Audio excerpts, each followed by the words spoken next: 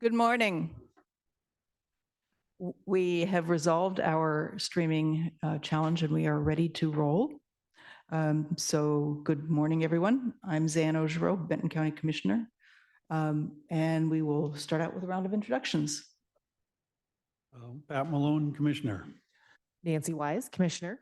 Vance Cronin, County Council. Typically, we do a round of introductions in the room as well. So if you all are willing, we'll start over here with John.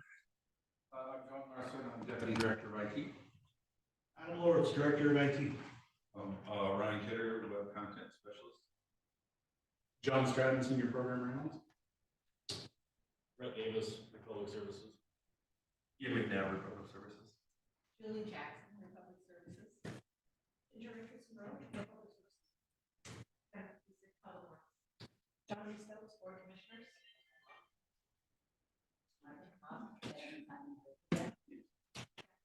Ari, Sheriff's Office.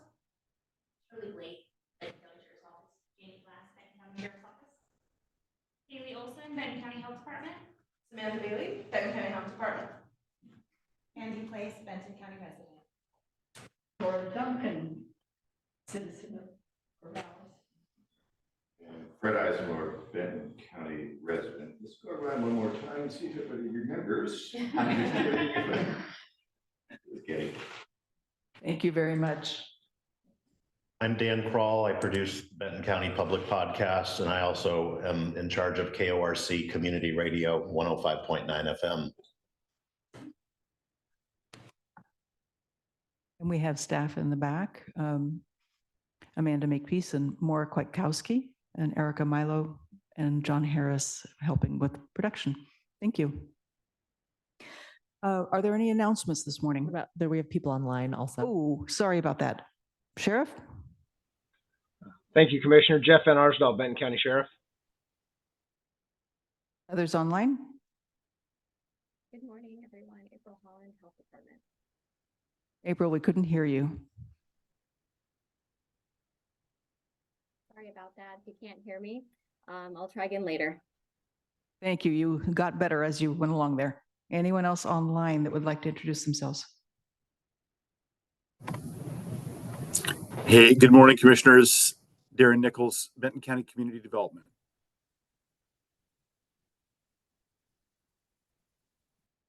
Okay. Any announcements this morning? Okay, hearing none, we will move on to the review and approval of the agenda. We have a guest joining us for our proclamation of Black History Month this morning, who has not yet arrived. So we are going to proceed and change the order to have public comments come first, and then we will go to the proclamation. I have no other changes to the agenda. Are there any other changes from staff or commissioners? Okay, thank you. With that, then we will consider the agenda approved and move on to public comments. We do have a full agenda today, so we'll be asking people to keep their comments to 3 minutes. I have a list of 3 people from the room, and I expect we may have more people online who wish to comment. So the first person up is Marge Pop.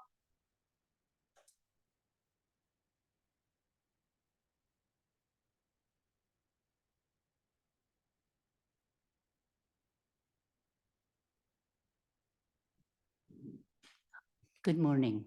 My name is Marge Pop, and I'm a Benton County resident. I want to once again bring your attention to the EPA report on an on-site inspection of Republic Services Coffin Butte landfill done on June 23rd, 2022. I would like the entire report, which I have handed to the recorder, to be entered into the record.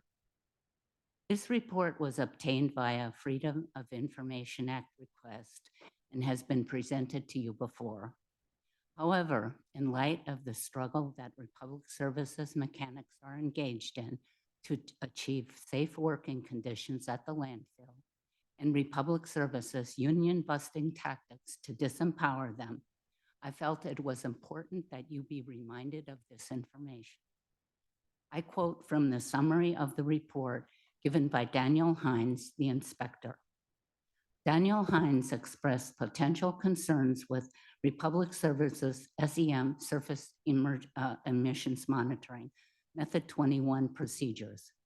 Despite Republic having seen no more than 6 exceedances in the recent SEM reports supplied ahead of the inspection that included penetration monitoring, including reports with 0 exceedances, he identified 61 points of exceedance of 500 parts per million, including 21 points above 10,000 parts per million, with 26 exceedances at gas collection wells that Republic should have been specifically monitoring on a quarterly basis since the Oregon State Plan became effective in November 2020.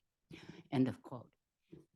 Sorry, one more paragraph. Daniel Himes expressed concerns with the areas of TARP that were inflated with and leaking out landfill gas as detected during the SEM, noting that in addition to compliance concerns with the surface methane standard, that such an accumulation of inflammable gas creates a safety concern. End of quote. You have been given this information before. You have heard testimony from Republic Services mechanic Robert Orton regarding his concerns for his own and his fellow workers' safety. As far as we can tell, you have done nothing, or at least nothing that has resulted in any relief for these workers. Republic Services was aware of this report during the entire BCTT process. I personally spent hundreds of hours of my own personal time attending meetings and researching and writing parts of the final report. It appears that Republic Services was deliberately withholding this important information from the BCTT work group.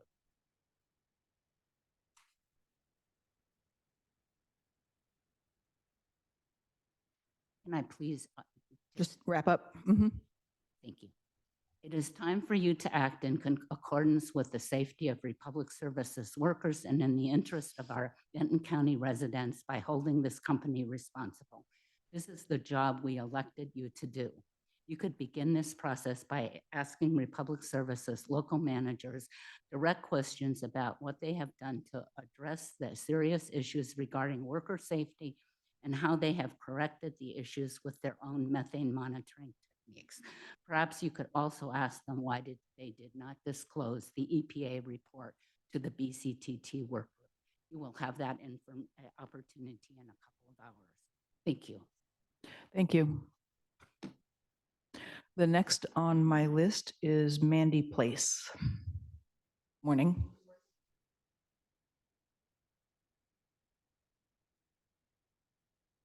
Are we on? Yes. Good morning. Good morning, Commissioners Wise, Malone, Algero. I'm Mandy Place, and I'm here this morning as a Benton County citizen, following up on our conversation from the January 23rd Commissioners meeting about helping our unhoused neighbors during inclement weather. Commissioner Algero, you advised the biggest challenge with January's ice storm was that it was the first time the city of Corvallis was shut down and did not have access to the daytime warming centers. Commissioner Malone, you mentioned waiting to comment until after you'd been debriefed by the county emergency response team management, which happened that afternoon. Commissioner Wise, I'm sorry again for your family tragedy, and I hope everyone's doing well.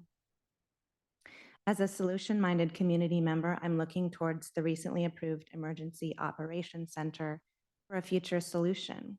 I'm curious how each of you see the Emergency Operations Center being utilized to help our unhoused neighbors in future inclement weather emergencies. My goal again is to open up communication to work towards a common solution for helping our unhoused neighbors. I am curious, how do each of you see the Emergency Operations Center being part of this solution? Thank you.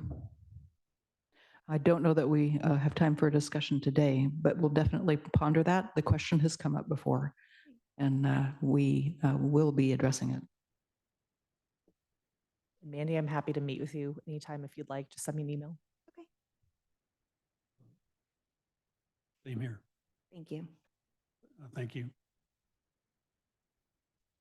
Next up is Fred Okay. Okay, okay. Morning. Good morning.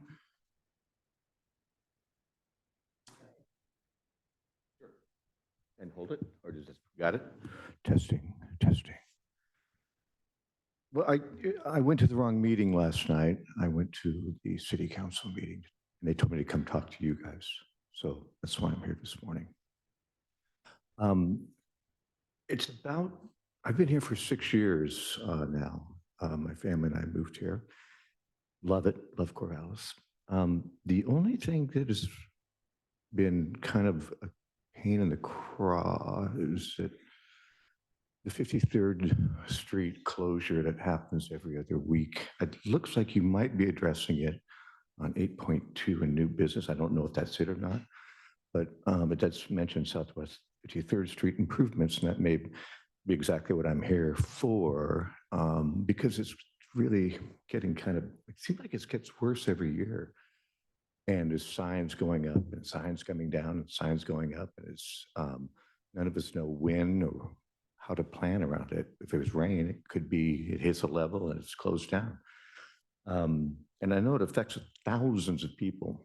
And I know it also affects people who live close to it because there's people constantly backing into their driveways and everything. So I'm just wondering if there's a way we could, I know this is going to sound simple, but I keep thinking of a shower. Is there a drain we can put in that? Is there a way that we can put something that would drain that water so that we could put it somewhere else so we can use that road? That's all. Thank you. Thank you. We will be addressing that topic today. It's been a long-term problem. but Yeah, with- that's what I've heard. With change in climate 20-some trends, it's years now. worse. Yes, great. Thank you. Okay, online, is there anyone who wishes to make public comment?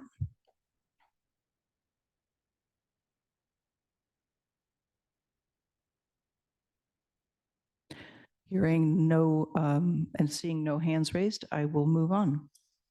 Thank you very much.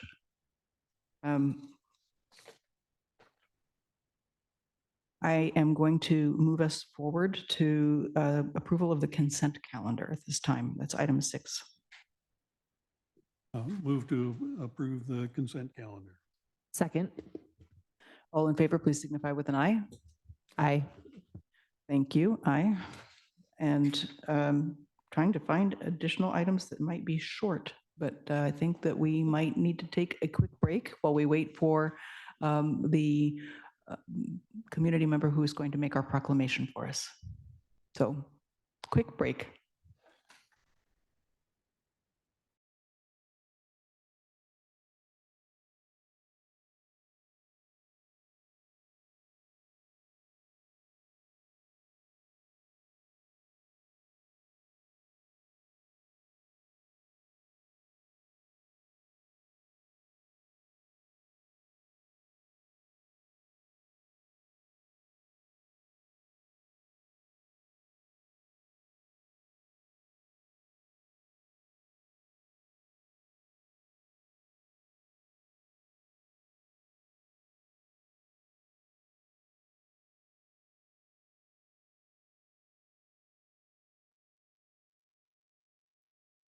No, come on up. We are ready for you.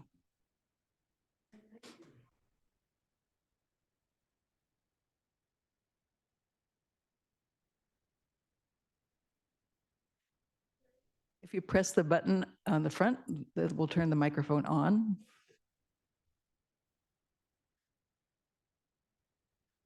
Got a little bit of an echo in here.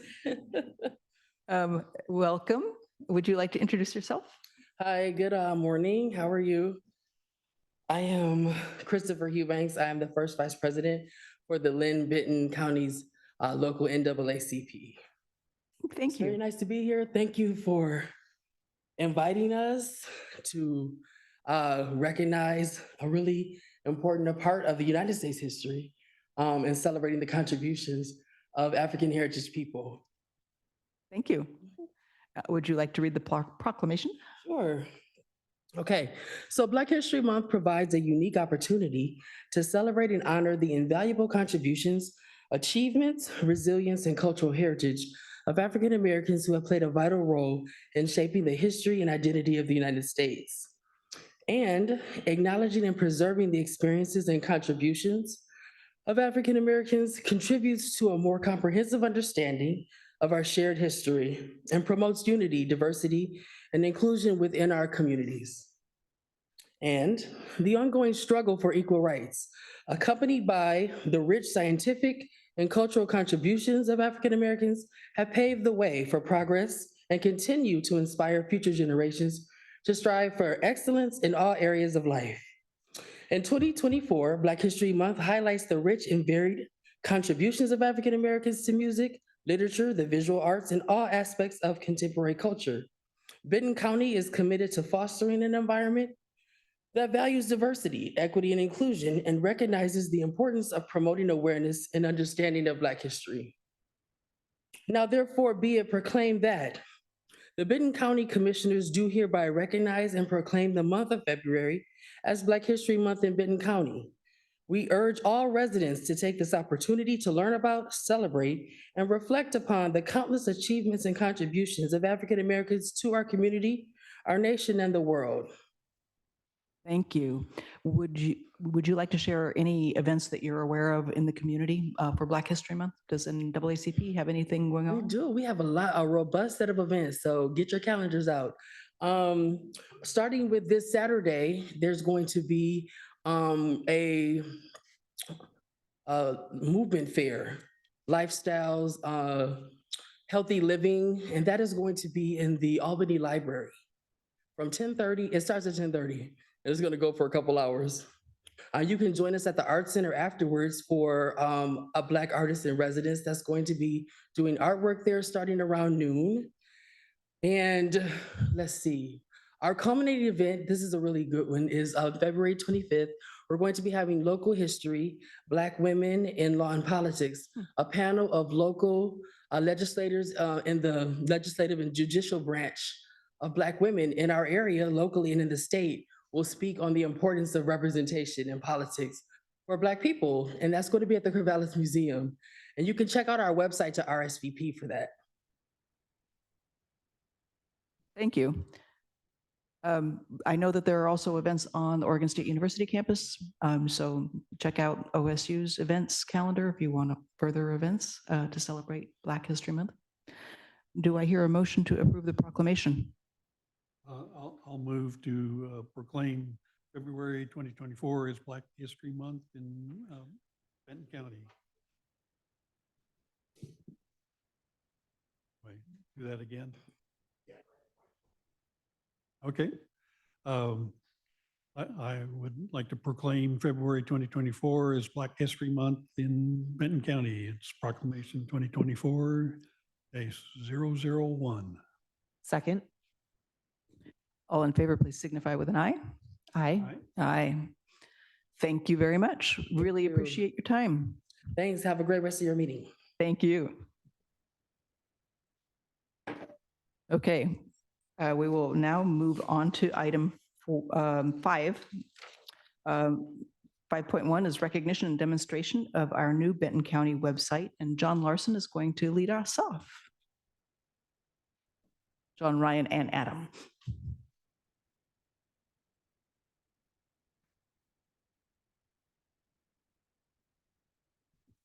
Wow, thanks for the opportunity. I started here in the fall of 2021. And I think somebody said they're looking at the website. You might want to go get involved in that. In my job here, I kind of oversee our software initiatives. So we jumped on and we started the project. And here, a little bit over 2 years later, we have reached the finish line. But the finish line is really the start line. It's 2024, it's an Olympic year. So really the metaphor is we just completed the trials and now we're ready for the real race. So what we were able to do with the help of, by my count, at least 70 people in the county, we were able to redo our technology, get us to a place where we're up to speed and redo a lot of our content. I think the initial figures we got, there were 8,000 pages on our previous website, of which 2,000 were dead. So we had an enormous initiative to go all the way across the county and rewrite. We made everybody rewrite it from scratch. and look at their website, look at their content, and see what needed to be done. So I was really happy to be involved in that project and to recognize those individuals. So that's where we're at.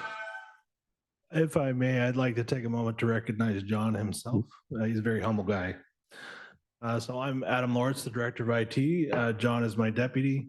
When he came on board, we were several years into the idea of redoing our website. And for him to come in, organize his team and get behind a project and propose it to the board, that IT handle that project internally, it was a big step.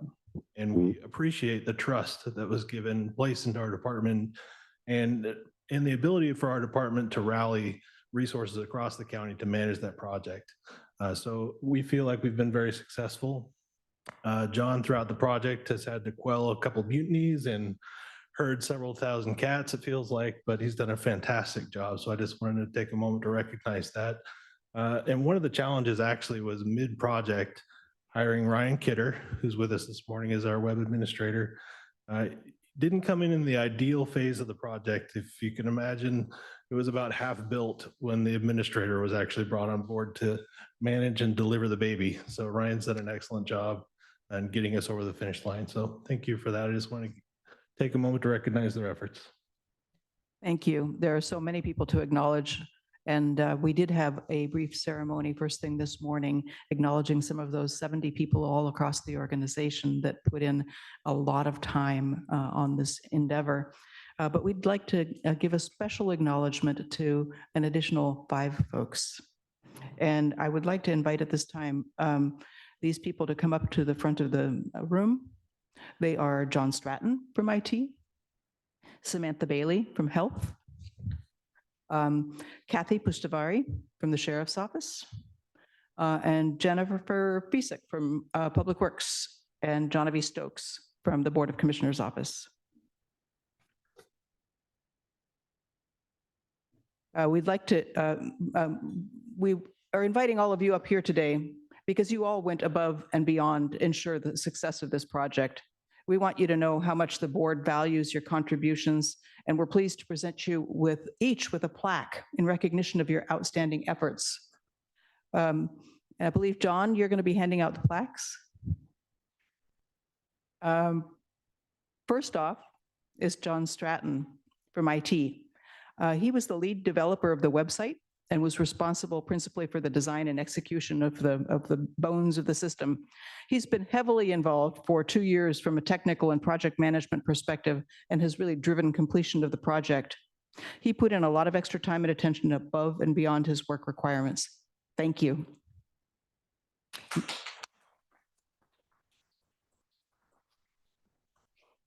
Next is Sam Bailey from Health. Sam took on the responsibility of guiding the health division through the website rewrite. That's a huge endeavor because they're responsible for about half of the county's business.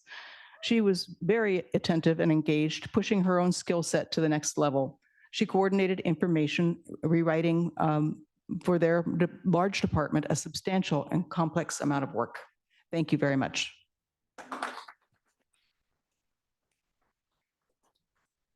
From the Sheriff's Office, Kathy Pustavari led the effort to rewrite their web content. She was engaged every week and helped coordinate the web team successfully coordinate with the Sheriff's Office. Kathy expanded her own skill set and wasn't afraid to ask questions. She's a quick learner, and she ensured the Sheriff's Office and county brand standards were met. Thank you very much, Kathy.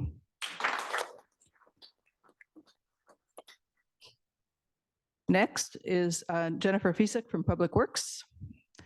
Jennifer worked tirelessly to help coordinate diverse needs for the Public Works Department. Jennifer was attentive and stayed in tune with the meetings and trainings. The team could always count on her to be present at the Thursday drop-in sessions at the IT department and bring any concerns to the IT department's attention. She accepted the task with a positive attitude and worked hard to successfully push the project across the finish line. Thank you, Jennifer.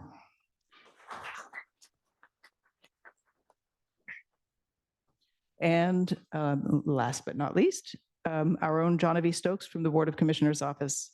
Johnavie provided leadership training and guidance for the Board of Commissioners staff, the District Attorney's Office, and other county departments to ensure that website content was ready for launch.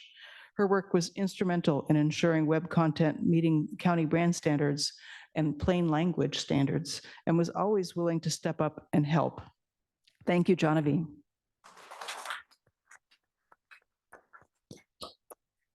Commissioner Malone and Commissioner Wise, would you like to make any comments? Certainly. I think this project is a great example of government in action. It took longer than we anticipated. Like I mentioned earlier, this project was being talked about when I first joined the board in early 2019.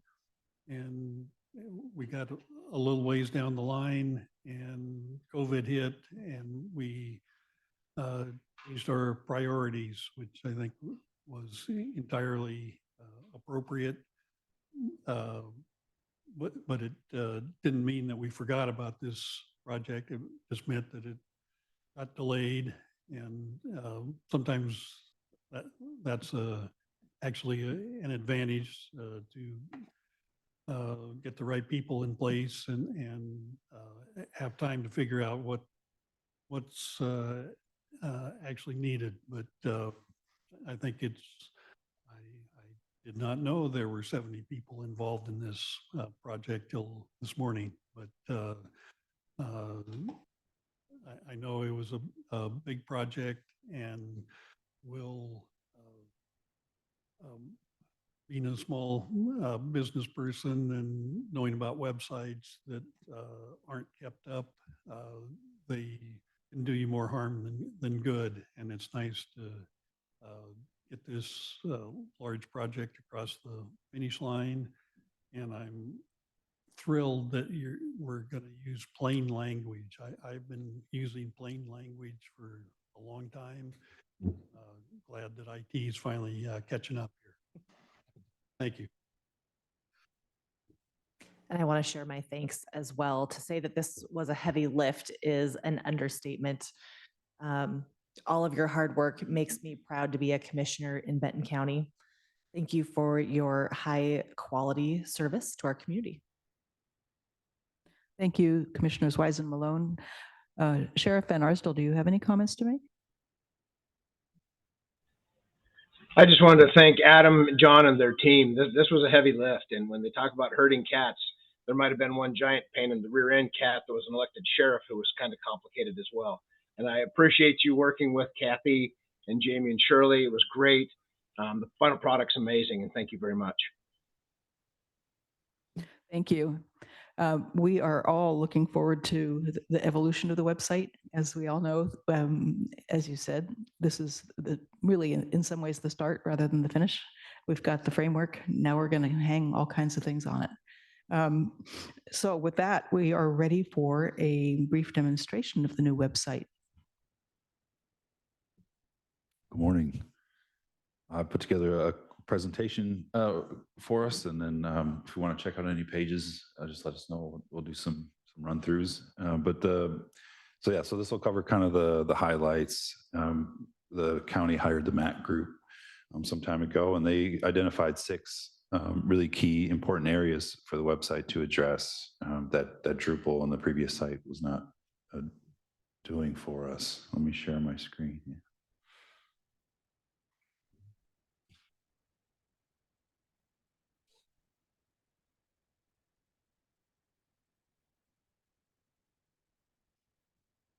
There we go. So usage, using data to determine what matters most to our citizens. They did an audit and analysis of the current content and what should be improved. Navigation was a big focus of the group as well. Accessibility, of course, making sure we provide access for all members of the community to information on the website. Audiences, determine whose needs are we serving, and access. So some of the usage highlights, the adult in custody list was right up there at the top, and we've got a mobile optimized experience for that as well. Property search, and of course, emergency situations, COVID-19 in particular. That's our number one page hit. The number one page hit is the inmate. That's true for most counties across the country. Content. The top 5 most common tasks was a theme that they focused on, and the way we addressed that was, allowing those tasks to inform quick links and a lot of navigation decisions, and overall changing to the website from being sort of an illustration of department hierarchy and org structures, that sort of thing, to enabling users to complete their tasks and do business with the county. Navigation, we were able to confirm that most of our traffic comes from organic search results. So folks weren't necessarily using the org chart, navigating the county structure anyway. So we could really simplify the navigation and present much less links and interactions, and make it easier to focus on the task they're trying to complete. Accessibility represented one of the largest areas of improvement.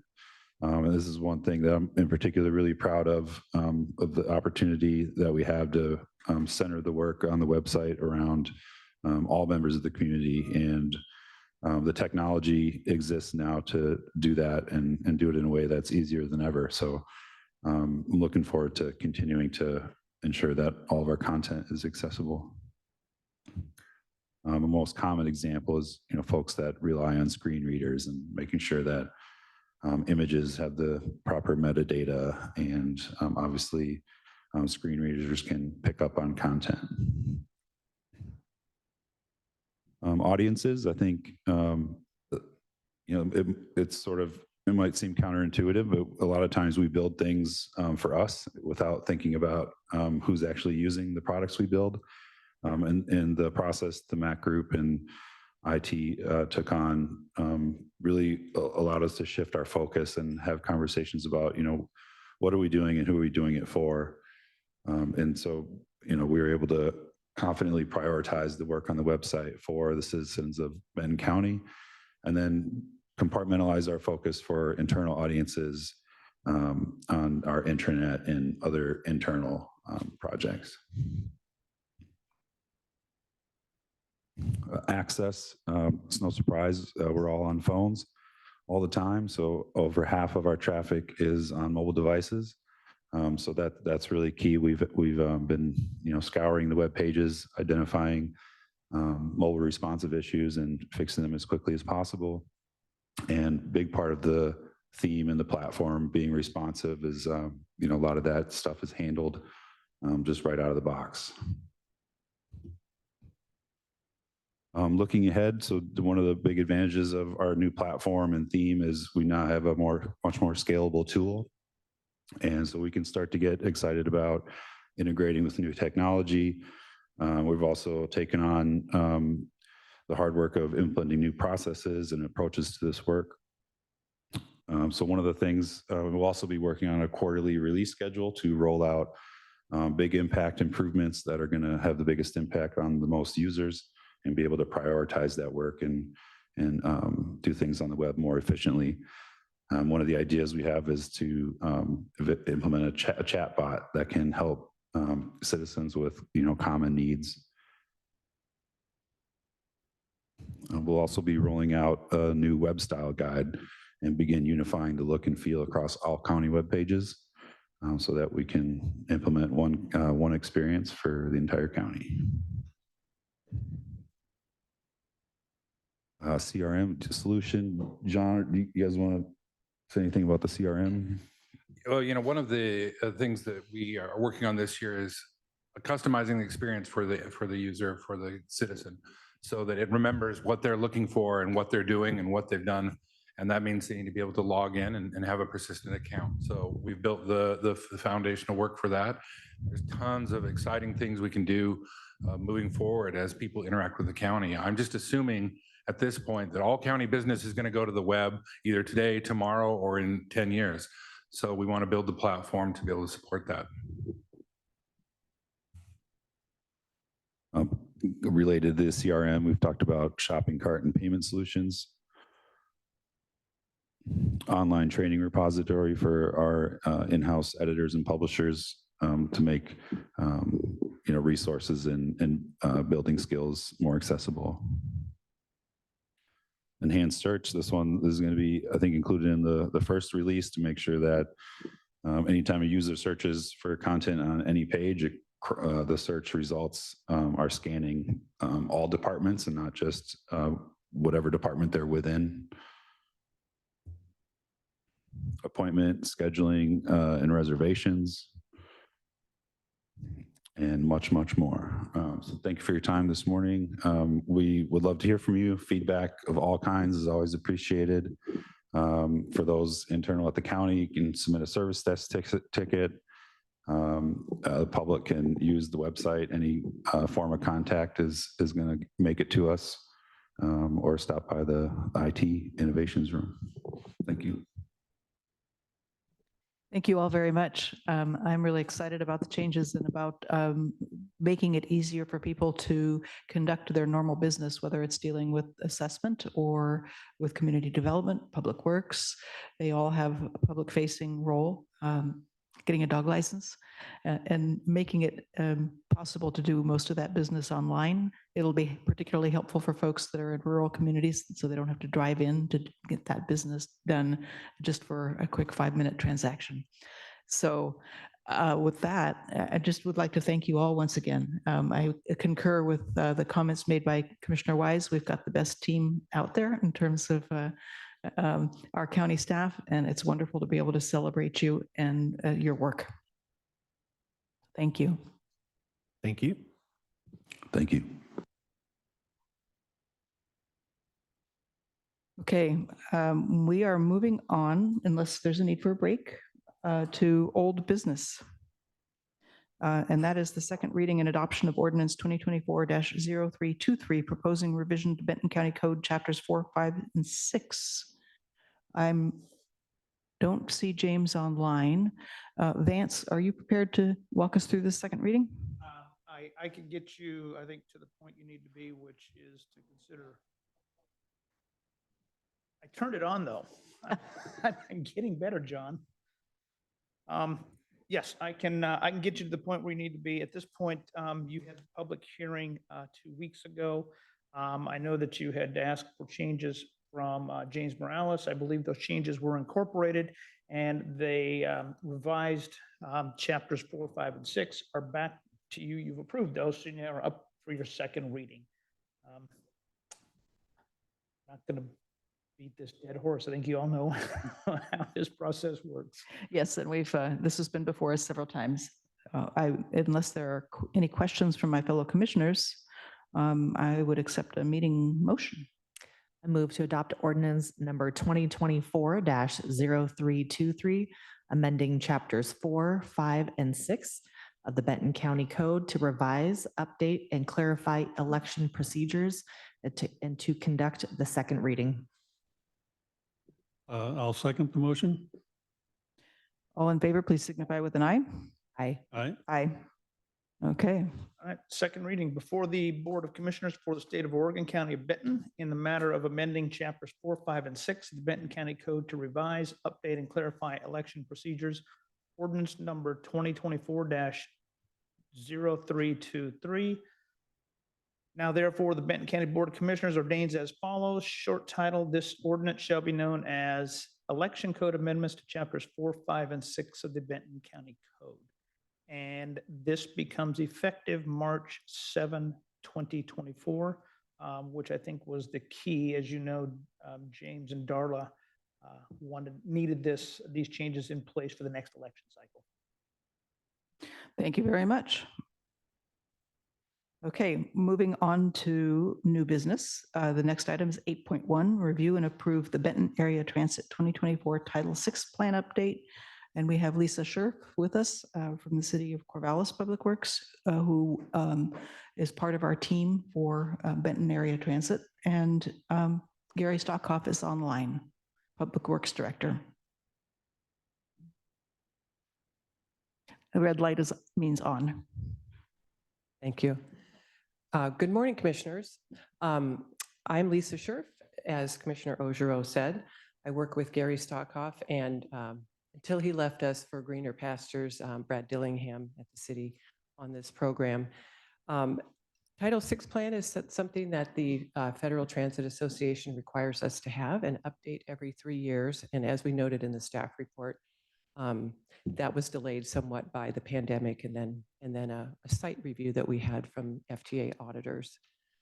As a result of that audit, several things were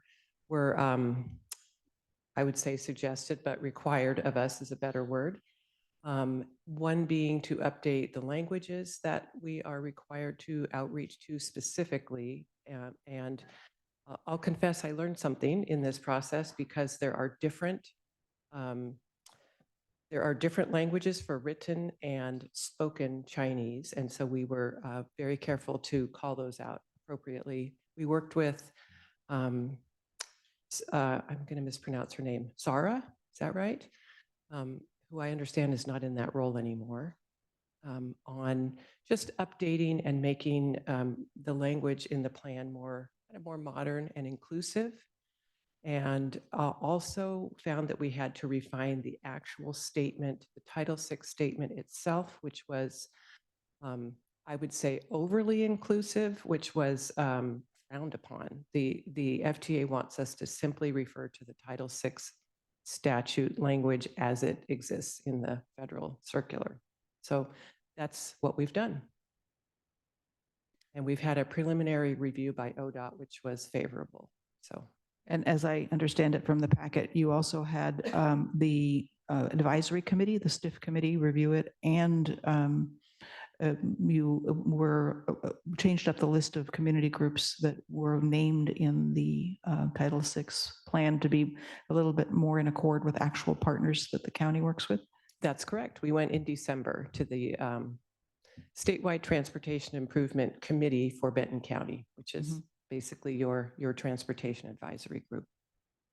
Thank you. I really appreciate the fact that you all took the time to go back and review the plan again and to make it more cohesive with our language policy and with some of the other elements of county policy.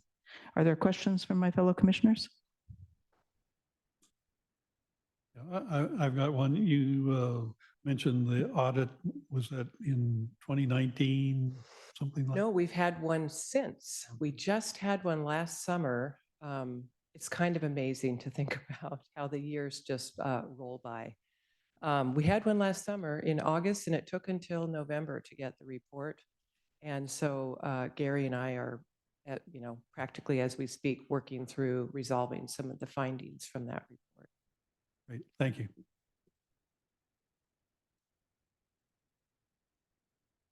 Commissioner Wise, any questions? Not at this time. Thank you. Okay, well, if there are no further questions, I would be happy to hear a motion.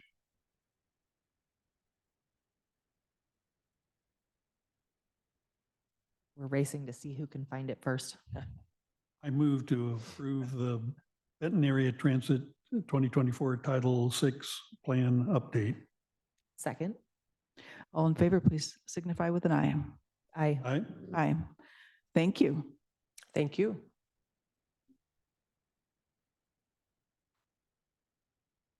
Okay, next up, we have another Public Works related item with Laurel Beyer from Public Works. Laurel, are you with us online? Oh, she's with us in the room. Perfect timing. Welcome, Laurel. Yeah, you are. No, I understand. We'll give you a minute to. Looks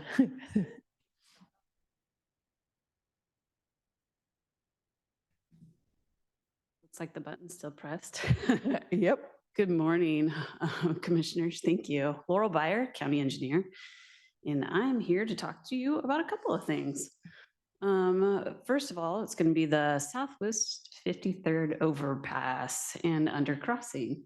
I did see that there was some public comment today about why can't we just put a drain in? I've also seen, can't we put a sump pump in?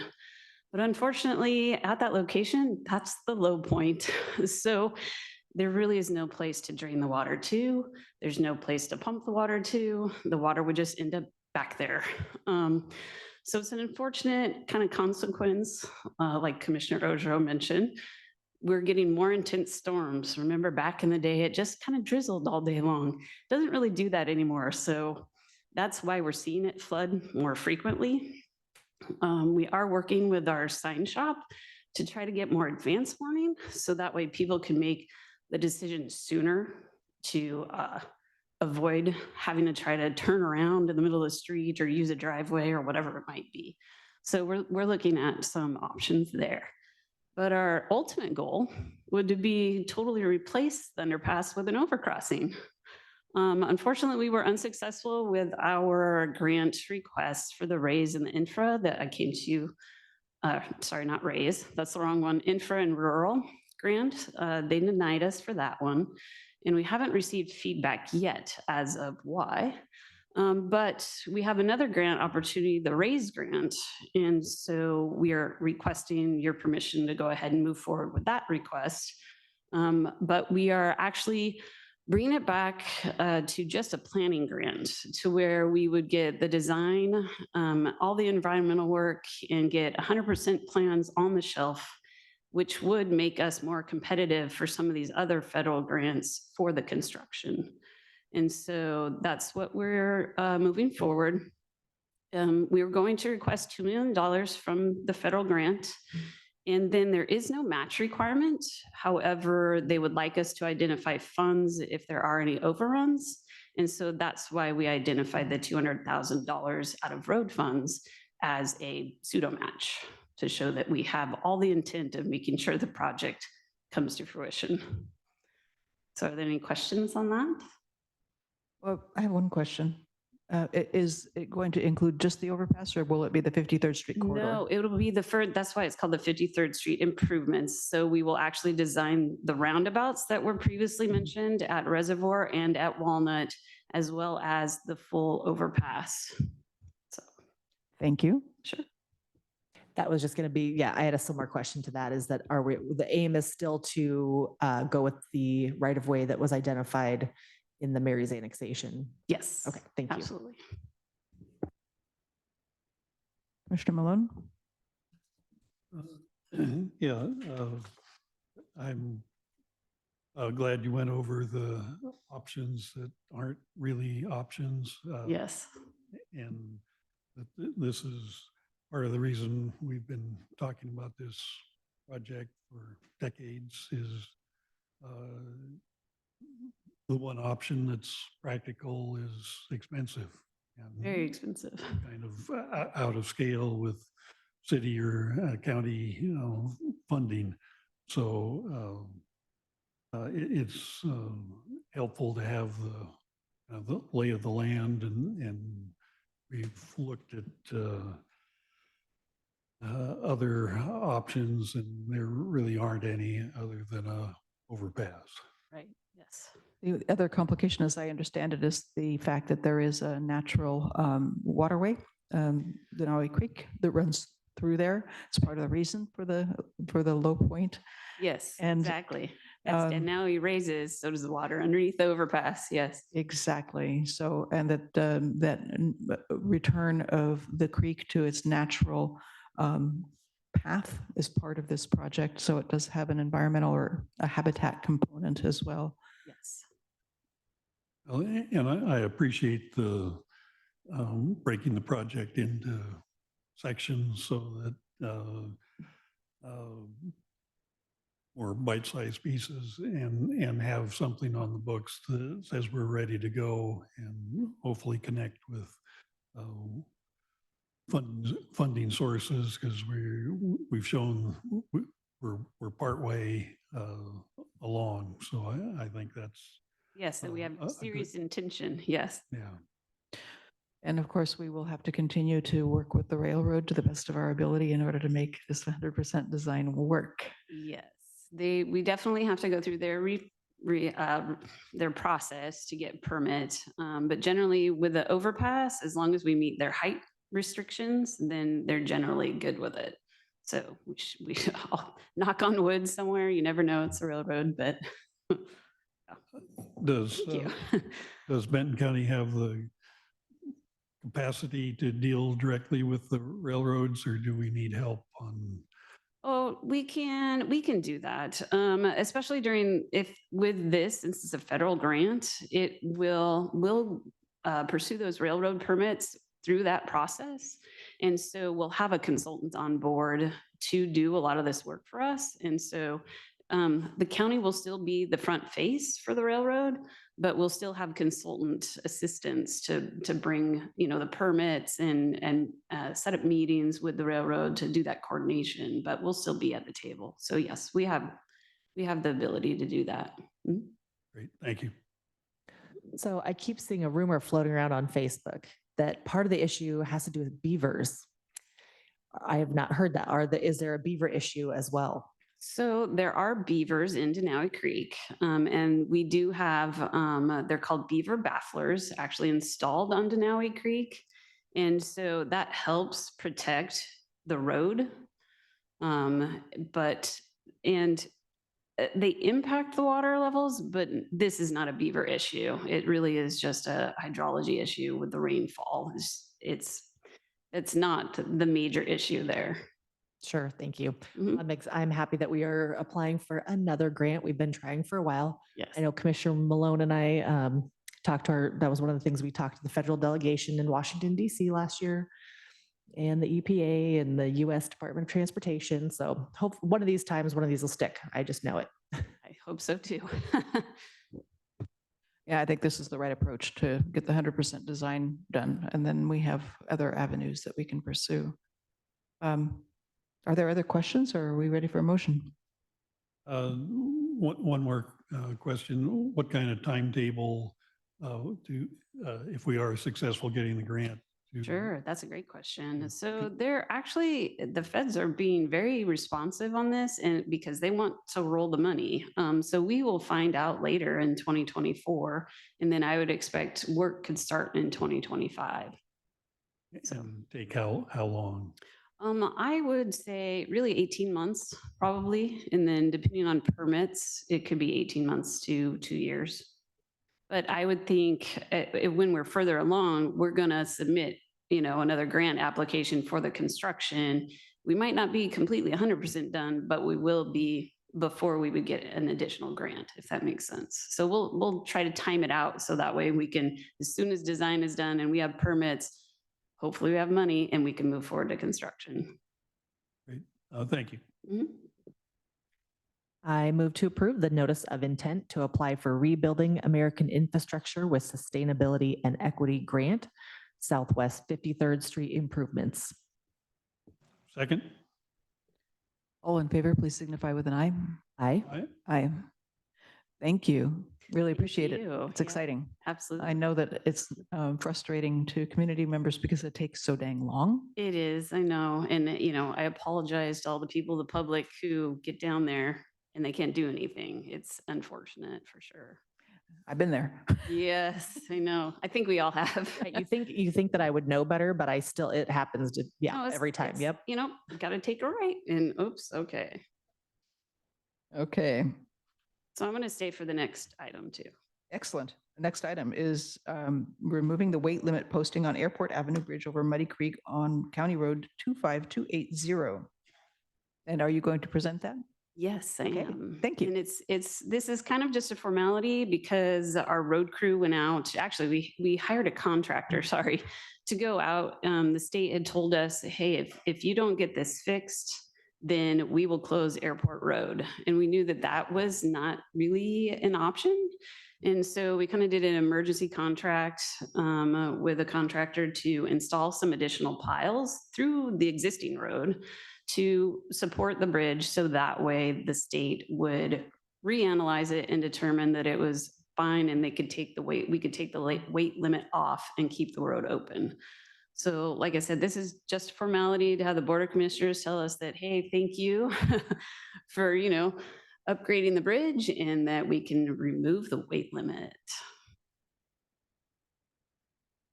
Any questions? Thank you. I know we have several other weight limits still in place on other bridges around the county. yes. This is a common problem across the state because of limitations on funding for these road and bridge repairs and replacements. But thank you for fixing this one. That is a major thoroughfare. Yes. Do I hear a motion? I move to adopt order number D 2024-026, authorizing the removal of the weight limit posting on Airport Avenue Bridge over Muddy Creek, County Bridge number 25280-35. Second. All in favor, please signify with an aye. Aye. Aye. Aye. Thank you. Okay, thank you, Laurel. Thank you very much. Much appreciated. And we will move on to, does anyone need a break? Yes. Okay, we're going to have a 5-minute break and we will come back with item 8.4. Thank you.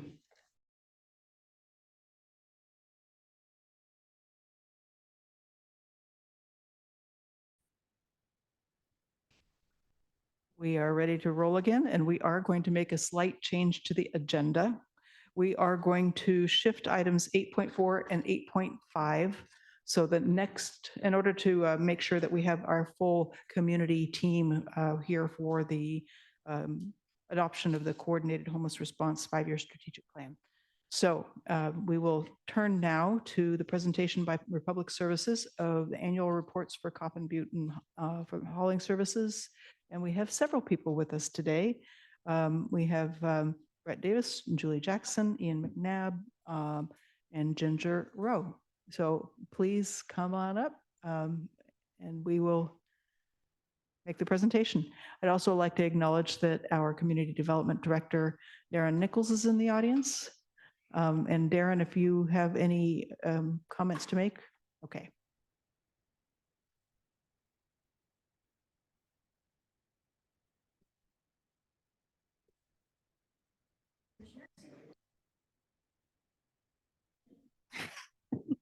Good morning, commissioners, staff. It's a pleasure to sit here before you today. It's been a while, a long while since we've presented one of these reports.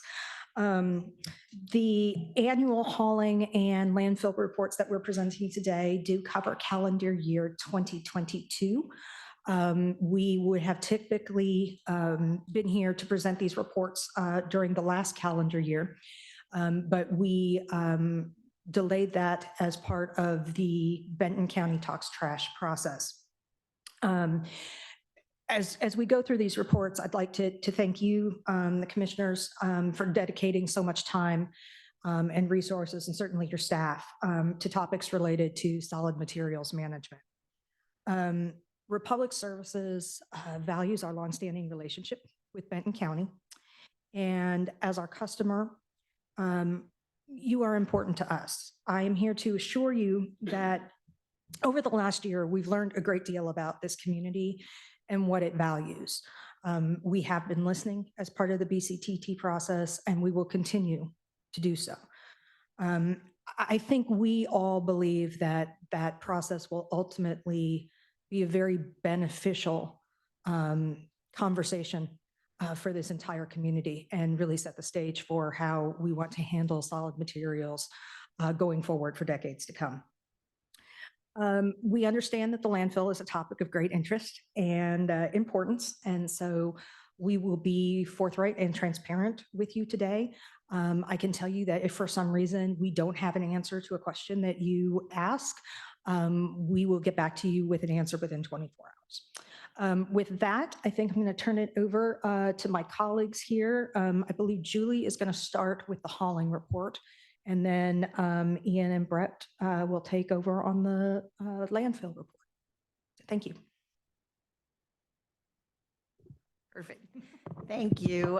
I just want to echo something Ginger said. It's really nice to be here today and to be able to talk with you about our annual hauling report. Can you hear me? Sounds a little, Okay, so do you have the hauling report in front of you? I notice it's not up on the screen.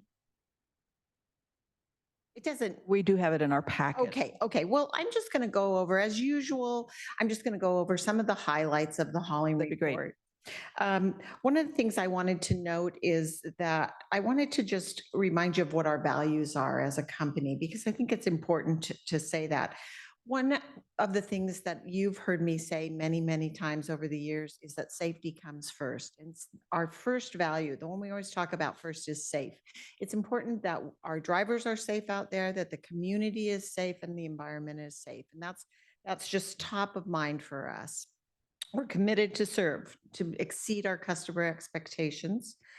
Environmental responsibility is another important value of ours, and I think we demonstrate that in many ways every day. And you'll hear a lot about that as Ian and Brett present the landfill report. We're driven to deliver the right results in the right way, and we're human-centered. And I think it's appropriate during Black History Month that we remind you that our company has taken a lot of care to develop initiatives and programs to make sure that we respect the dignity of the unique potential of every person. And that's something I'm very proud of with our company as well. We also have sustainability goals. And the first sustainability goal, again, is safety. We want to talk about safety for our drivers and safety for the community. Talent is very important to us. And I think before COVID, we even touched on this a little bit, that it's a different world and there are different people looking for different kinds of jobs. So for us to attract the best drivers, the best folks to work in operations and in our offices is really important, and developing talent is part of that. We have climate leadership goals, and I think those are very important, especially in Benton County. We have a science-based target to reduce absolute scope 1 and 2 greenhouse gas emissions by 35% by 2030. This is a pretty aggressive goal, but we have not changed that date. We haven't altered that goal, and we are working toward that. We have circular economy is another of those goals. We want to increase recovery and circularity of key materials by 40% on a combined basis by 2030. And we also have renewable energy. We want to increase beneficial use of biogas by 50% by 2030. So those are our aggressive goals and ones that we are working toward. We also have a community sustainability goal, and that is charitable giving. To give $45 million by 2030 to people in the communities we serve. And I'll touch a little bit in just a minute on what we're doing locally to get there. I'm going to skip through some of this, and I do want to touch on circularity a little bit. I think I've talked to you about this, but we have just opened the Polymer Center in Las Vegas. I've talked to you about that as we were developing that and as we were moving forward with construction. It's now open. And the purpose of that center is to create markets for some of the plastics that we've all been wanting to be recycled, but there were not a lot of markets, especially domestic markets. I know Las Vegas seems like a long way away, but we are working with the RMA, the Recycling Modernization Act, to try and get some of the plastics from this area to that Polymer Center. And if you think about where our plastics were going prior to the China Sword Initiative, we were sending plastics to Asian markets. So Las Vegas doesn't seem so far away when you put it in that perspective. Organics are another part of our climate leadership.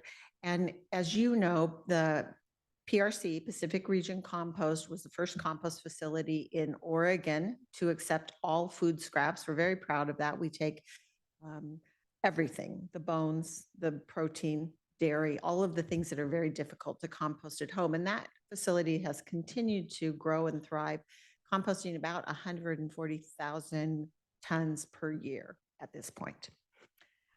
In our communities in 2021 and 2022, two, and I kind of combined those because it was really difficult to do some of the charitable things we normally do during COVID, but we're coming out of that.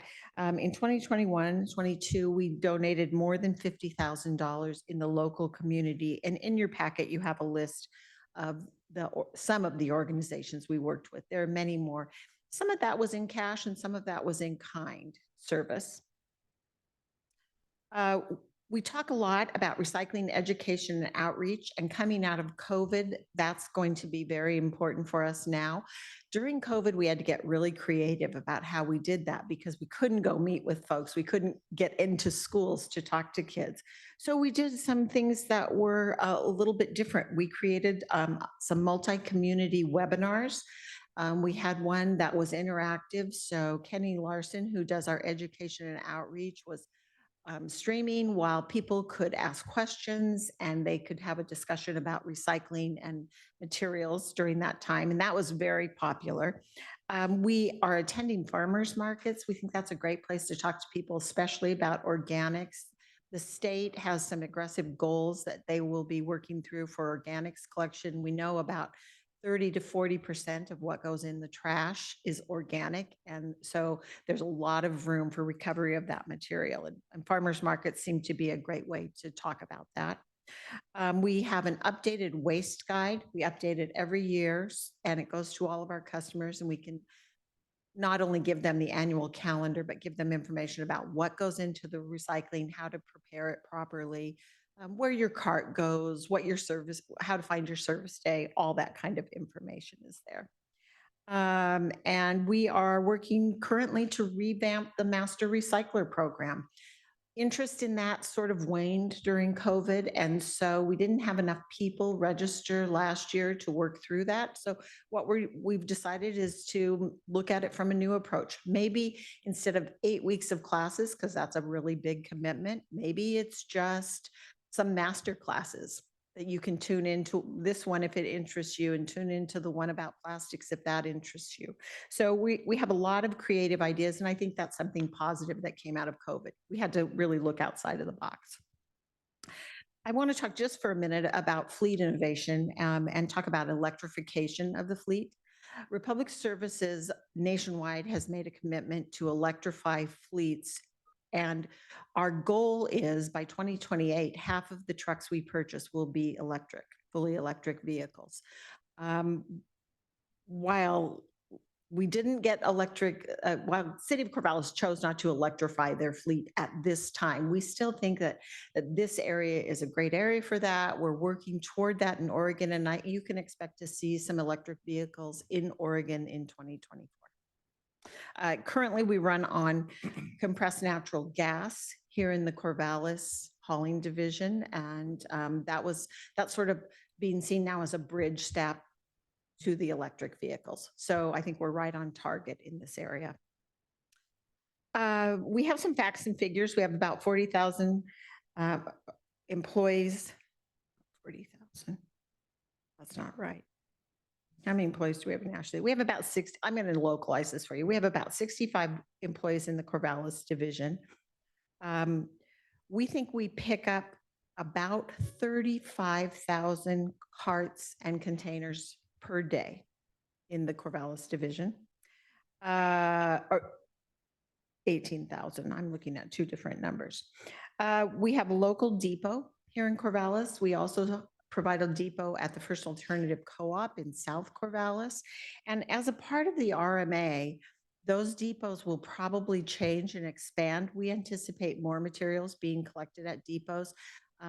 The big one that's being talked about a lot is polystyrene or foamed polystyrene, plastic bags, also appliances. That's something that we take at our landfill currently, but I would look for more materials at those depots as the Recycling Modernization Act goes into effect. I will just say that the team in the Corvallis Hauling Division, Brett Davis, myself, and Darren Fast, who many of you have met, is our operations manager now. We have about a combined total of 50 years experience in the industry. And so I think you can count on that as you go forward and if you have questions about the hauling division. I'm looking at this page, this recycling page. This tends to generate the most interest and the most questions. What I can tell you is that year over year, recycling from 2020 through 2022 is pretty flat. We don't see a lot of variance. The totals were a little bit skewed because the copy you got didn't have electronics on it yet, but you add another 110 tons of electronics there, and it makes the total pretty flat. We did see about a 5% decrease in commingled recycling from 2022 to 2021. Not real sure what that's about, except that we saw a jump in recycling in 2019. And we think that was due to COVID. People were at home, they were eating at home more, they were buying a lot of things in containers. And so that's about all we can attribute it to. The one thing you may notice is that there was a decrease in glass collection in 2022. And that's another hard one to gauge. We're not really sure what that's about. The one thing we can tell you about glass is that there are rumblings of a bill, even in this short session that began yesterday, I believe, to add wine bottles to the bottle bill. Probably doesn't have the legs this year in the short session to get that done, but we do expect that to come back. A lot of discussion with the RMA and bottles and glass bottles being added to the bottle bill. So I would look for some changes there as we move into 2025 and we start to really implement the RMA. RMA, I can tell you a little bit. I mean, we could talk for hours and hours about RMA. I think it's just important that you know it's an exciting opportunity for Oregon. It's really landmark legislation that's been in the works for about the last 3 years. It is going to be implemented July 1st, 2025. So that's when we sort of go live with RMA. One of the components is that there's a statewide list of what's recyclable. And this bill was intended to make sure that people in Corvallis could recycle the same things that people in Portland could. But not only that, the people in John Day can recycle the same things people in Portland can. And it has an EPA, an extended producer responsibility component that requires producers of materials. It's specifically aimed at plastics. If you're selling plastic containers in Oregon with something in them, you will be a part of the disposal of that product. There's a part of it they call eco-modulation, meaning if it's a very recoverable material, easy to recycle, easy to sort, you won't have to pay in as much as if you have a product that really can't be recycled or is difficult to recover and recycle. So we don't know exactly how that works, but we have been on top of it. I've personally been on hundreds of hours in the last 2 years of meetings with DEQ. I said I was at City Council in Dallas last night, and I told them I probably have heard 10 hours worth of discussion about Pringles cans. It's at that level. And so, the other thing that they're really working hard on are coffee cups, some of the things that we just see a lot that are currently not recyclable in Oregon. So I think it's exciting. We have been on top of it. We're eager to work with Benton County as we work through this new legislation and to help the county and the residents understand that. So with that, I'll just wrap up and answer any questions that you might have. Are there any questions about the hauling report?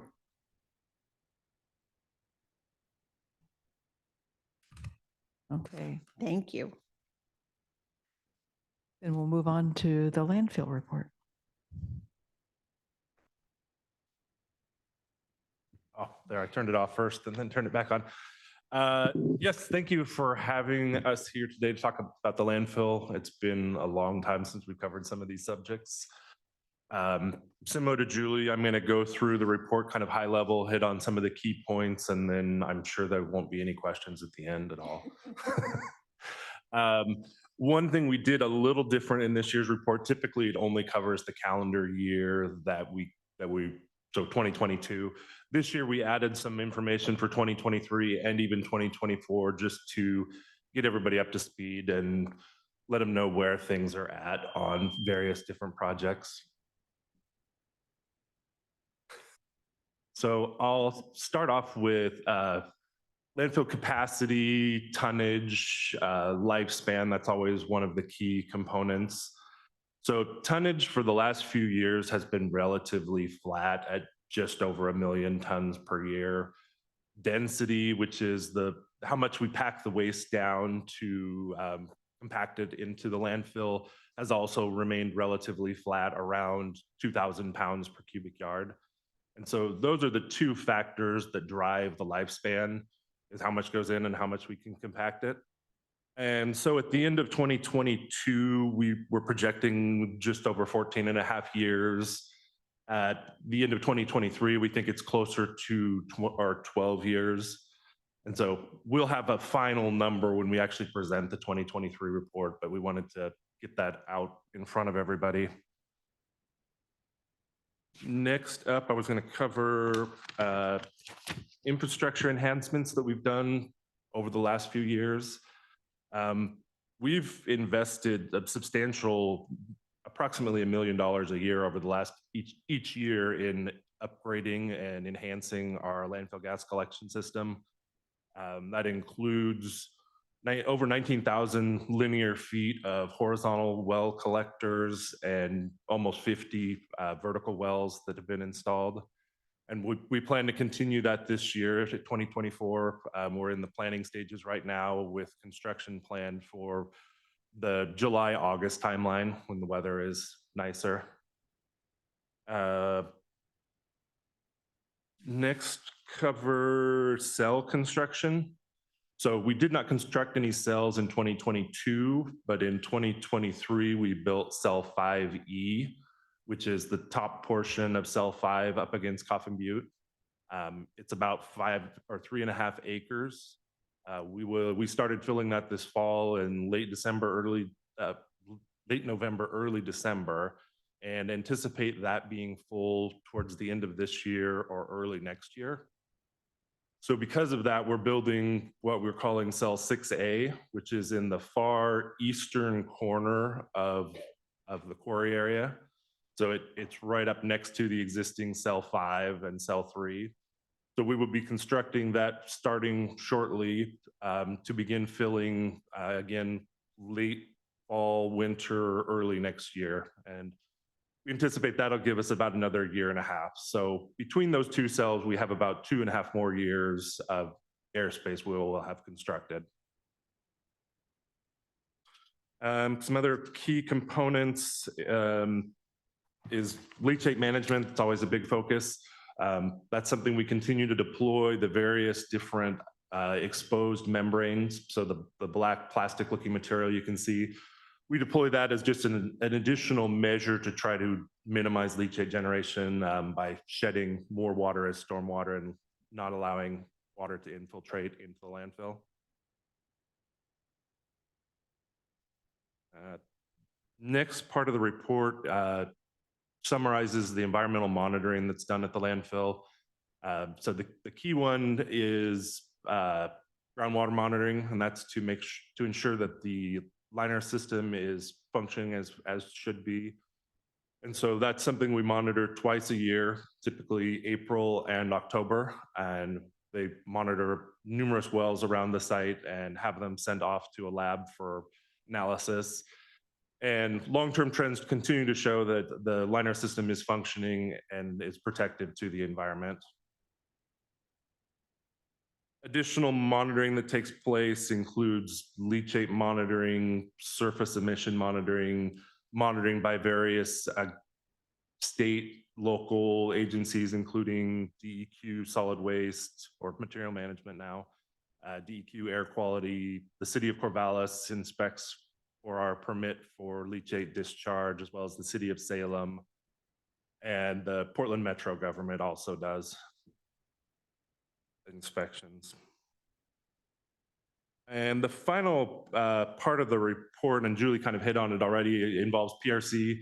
PRC continues to process about 140,000 tons of organics per year and sells 75 to 100,000 yards of material. So by the time it converts from tonnage to yards, that's about the inbound volume goes out every year. And that's sold both to homeowners, land application, right? You might have more details on kind of the split, but. Yeah, the majority of it goes to farmers, spread on fields. We are working with a contractor right now that we're excited about that works with ODOT actually and does a lot of like mitigation after projects to put compost on the roadside to, regrow vegetation and stuff like that. So we're super excited about that as well. So that's kind of the high level points. I'm sure there's a few questions though. Commissioner Wise.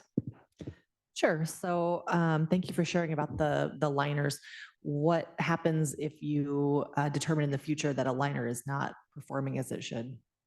There would be some kind of mitigation that would have to be taken place. It would just depend on what they found at the time. So there isn't a one size fits all kind of answer, but that's why there's actually three layers of liner plus a clay layer plus, so there's multiple layers. There's not one single layer that's at the base. So.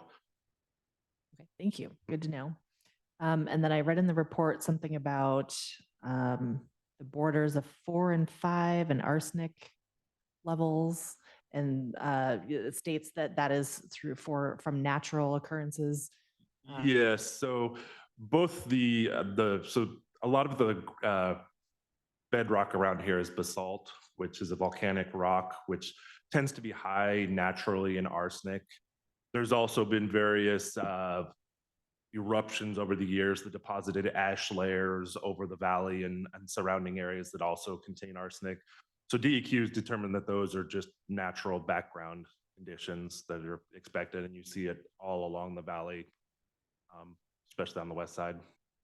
So is DEQ the one that determines that level is from natural? Yes, they do. Okay. So everything goes to DEQ for their approval every year. So we provide, and it's in the documents, we provide Benton County every year, but there's the entire environmental monitoring report, which is thousands of pages long. And DEQ, we submit that every March to DEQ, and they review and approve or not, but they have approved it. Thank you. Commissioner Malone. Yeah, a couple things. I know in the past we've talked about construction debris and doing a better job of recycling. I was talking with someone recently who was involved with the Research Stadium remodel and mentioned how many thousands of tons of concrete went to Portland. And it seems like there could be a better solution, concrete specifically, but construction debris in general. There's a lot remodeling, new construction going on, and it seems like it would be to all our advantage to have less of that in the landfill. What's our future on? Yeah, you're more familiar with that aspect. When we've talked, I think at length in this county about construction and demolition debris and how to get there, how to include that as a part of what we do. There are a couple ways to do construction and demolition debris. One way is for the contractor to sort material at the site. So if the contractors at Research Stadium, for example, would have wanted to sort scrap metal into one box and concrete into another and plastic into another and wood into another, then those materials can be hauled to appropriate markets. And a number of them are local, including concrete. Typically what happens is that time is money for contractors. And so that isn't something that they've chosen to do. That's something we can do right now. So what we've talked about is a C&D facility. About 8-9 years ago, we actually had a facility schematic put together. We hired a contractor, and what ended up happening is that we worked with the county and determined that there just wasn't $20 million to build that facility. So that was sort of the standstill there. Benton County alone does not have enough waste to build that facility. So we need to figure out partnerships. I think that's kind of where everybody is here. We know there's a facility in Salem, a MRF in Salem that sorts C&D material. They've just, and I think that's probably one of our best avenues to get material someplace fairly close to be sorted. It's a process of working out the cost because it's going to cost more when you just throw it all together and throw it into the landfill. That doesn't take as much as it does to sort that material and get it to separate markets for recycling. So there's cost here, and that's just a conversation we need to have. I think we were close to having those conversations, and then COVID happened and we sort of got stopped in our tracks, but we're anxious and eager to have those conversations again and try to find a solution. Because I agree with you. If there's material that can be recovered, we want to recover it as well. Yep. Commissioners, I know you're very invested in the creation of a solid materials management plan. And I think this is, an ideal topic for that group to look at. And as Julie said, we are at our core a sustainability company. We are not just about depositing waste, diversion, plastic circularity, those types of things are very important to us. And so as the SMMP gets going and gets started, we would welcome any opportunity to participate in those discussions and partner with you all on solutions that would benefit the community. Okay. Well, as you know, there are those hard questions we're getting from community members and that raise serious concerns. And one of them for me is the EPA report on methane emissions and the fact that the data that the federal inspection generated was so very different from the routine data that's generated by Republic Services. And I have to say that it's made me a little skeptical of some of the routine monitoring that's done on behalf of Republic Services by your contractors. So just know that. And that it was particularly concerning to hear that there was disagreement about the basic technique and technology about that surface monitoring and kind of offhand attitude towards the ballooning of the EPDM cover in places on the landfill. That's an obvious indicator of gas escaping. So I know that you have great aspirations and values and goals as a company, but in terms of the actual operations, we'd love to see better. Likewise, with respect to the ongoing union challenges that you're facing with your folks that work on the landfill site. And the expressions that they have made of the lack of ability to even just wash themselves off or wash off their equipment in a way that doesn't further spread toxins across the site or force them to end up going home in a condition that carries some of those landfill toxins home to their families. So, it's that kind of thing. When you talk about valuing the humans and valuing your employees, that cause us a sense of dissonance, to put it mildly. So I would love to have you address those issues, if you would. Absolutely, Commissioner. Obviously, those are both very important topics. And I told you at the beginning that we would be as forthright as possible. With your permission, I think we can start with the methane and Ian can talk a little bit more about that report. And then Brett is probably in the best position to discuss the bargaining and negotiation with the employees to the extent we can, since negotiations are ongoing. First thing I want to bring up is the EPA report from 2022. Commissioner Ojero, I know you had expressed some concern previously that you were not made aware of the report and you had to read about it in the newspaper. And I 100% understand that was frustrating for you. It was frustrating for me because that's where I read it too. So couple of things there. First, those types of quarterly updates are submitted, my understanding is, to the county, although they are probably, I guess, in a rather robust report. Is that accurate to say? Yeah, they'd be part of a larger monthly report that was included in our quarterly submittals. So we can obviously do a better job on our end, with communication and calling out things that might be of concern. In this case, I do think there is some important context that was missing, particularly from the news coverage of that. And I wanted Ian to kind of walk through, because we spent a lot of time discussing this yesterday too. I wanted Ian to kind of walk through, from our perspective, what that assessment was and what we're doing today. So. Yeah, and I wanted to provide a little context about what it actually was, because it's not something probably most people outside the landfill industry are even familiar with. So surface emissions, they carry it, it's usually a backpack with a wand. You carry it a couple inches off the surface of the site you're monitoring.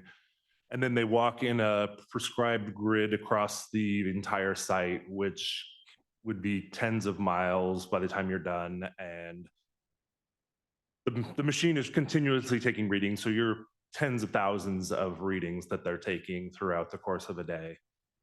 So that's kind of just like a high level what they're doing. But the goal of it, and this is something that we do on a quarterly basis, we have SCS engineers that does this for us. They go out and do this monitoring, and it's more like a preventative maintenance like you would do on your car. When you take it into the mechanic for the oil change, they inspect the fluids, they look for oil leaks, they see if your tires need change. That's the whole goal of the monitoring, is to go out and look for things so that you can make the repairs, because it's not something you could see without the instrument. So this is really part of that preventative maintenance program. As far as this particular instance, while we were doing that monitoring, we also had an ongoing gas construction project. So that involves digging trenches through the waste, sometimes turning wells down or lower because the surface is open. We have to turn the wells down so we don't pull oxygen into the landfill. So there's a whole bunch that goes on during that construction temporarily, but that takes place in that period that contributed to higher levels than normal. But we can finish the project, completed all of our enhancements, and continue to do so today. I mean, we continue to add enhancements every single year to increase the gas system. And I will say, as a result of that EPA inspection, obviously, we work very closely with our regulators, whether those are at the state level, the county level, the local level. And so when these exceedances were found and calculated, we took corrective action as required. We did it quickly and holistically.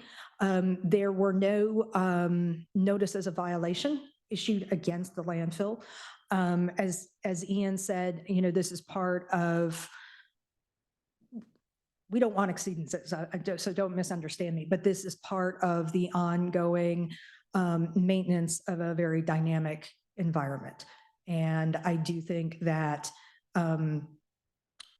with the thousands of readings that were taken, we will continue to make sure that we're trying to keep those numbers down. But we just wanted to kind of clarify the record on that just a little bit. Can I ask a quick question? I'm sorry, Rachel. So if I'm understanding correctly, are you saying that because of other work that was going on, you believe that those readings were sort of skewed or not the normal? They were definitely higher than normal. I mean, that will happen anytime you have construction ongoing like that. But there's a whole, you could run the route 2 days in a row and get different results. Atmospheric pressure influences whether it's high pressure or low pressure, whether gases want to migrate in or stay in the landfill, weather conditions, whether it's rainy or not rainy. I mean, there's just a whole host of things, the wind. Sure. So, well, even with varying weather and other issues, I mean, you're still supposed to be with under a certain amount. Is that correct? Those are more like an action level where you have to complete some kind of mitigation. So whether that's increasing the soil thickness in an area or adding additional gas wells in that area if you determine that was the best fix or something of that nature. So they're more just a point that triggers you need to do a corrective action for it. Okay, thank you. And then it was stated that you you undertook some corrective actions. Can you speak to what those were specifically? Yeah, it depends on where the location was. I mean, it could have been, like I said, adding soil, completing the landfill gas system expansion was a really big one because that was ongoing at the time. And so getting that completed. In some places, they found some holes in some of the tarps that we had to patch up, but soil and gas system and tarps, those are probably the three that were most. Would it be possible to request some of that information in writing? Yeah, and Just so I have it and can remember it in the future. Yeah, Yeah, absolutely. We can put that together. I mean, we want to do better in this regard. And we think that this report was a bit of an anomaly just in terms of how the landfill is operating. But still, we acknowledge that there were things that were found. And so we had to fix them, and we did. And that is part of our ongoing commitment, as if there are issues, we will address them and try to come here in front of you and be as honest as we can about what caused them.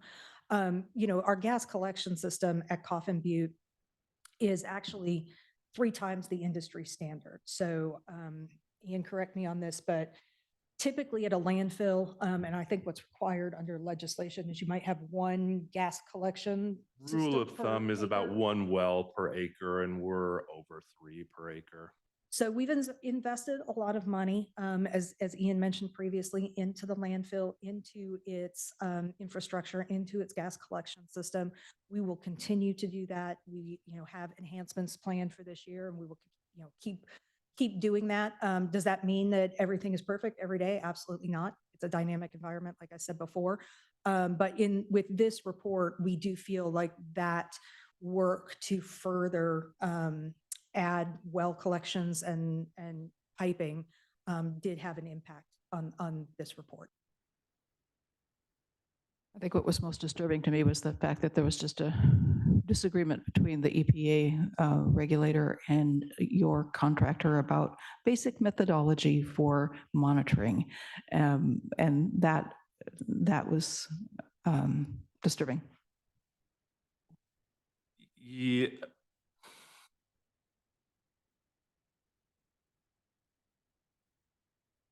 I don't disagree. There is a fundamental disagreement on some things between that particular inspector and our company as to what would be considered a valid monitoring result.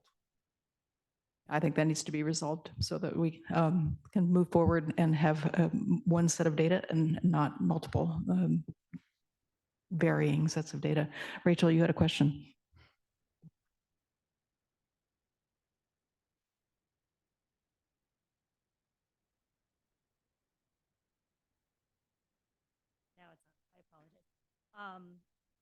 Nice to meet you. I have just a few questions. One is how many parts of the landfill are capped presently? Most of the south side of the landfill that you can see that has the grassy area on it, I believe it's about 40, don't quote me on a number, but it's about 45 acres. 45 acres. And how many years has that been?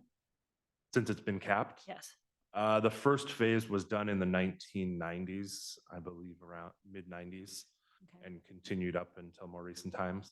And it's still being monitored today, right? Yes, yes, it's still part of the active landfill. It's just I would love. they tend to close it in phases because you can only do so much at a time, and so they close it as areas are completed or it makes sense. Right. And then just my other response, I was listening to you, is that, when you get these reports, you try to handle these holistically. Is that the word, holistically? So, as you know, a lot of the community is especially the neighbors around there are very concerned. When you do get a notification, like you had from the regulators, and what responsibility do you feel as a company to, and what is your reporting structure when this type of report is released?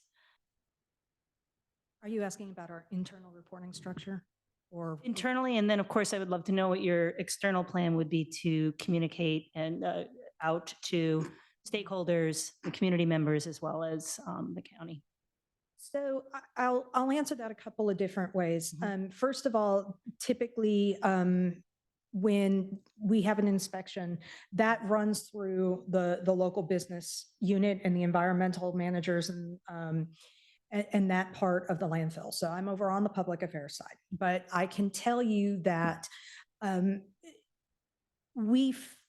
I think when that report was conducted, we feel like we did a notification because we put it in our monthly report.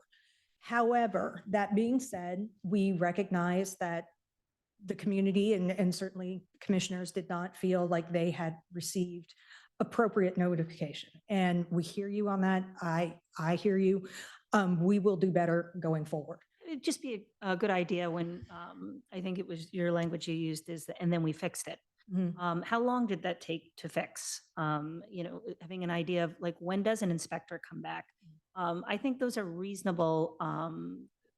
We have a responsibility report and give reasonable expectations. And I think that it would be, speaking in my role at least, and I think the board, we would, if something like this happens, the more we know, the more we can help the community and the public to make sure they feel safe. So I think that that's just something that I think we all would love, is a lot more notification when things like this happen. Yeah, I mean, I can't speak for Brett and Ian because they have their department to run, but I can tell you as an organization, we've tried to be good partners, good community partners, participating in the BCTT process. We know there was a lot of frustration with the notification of the first CUP application that we withdrew.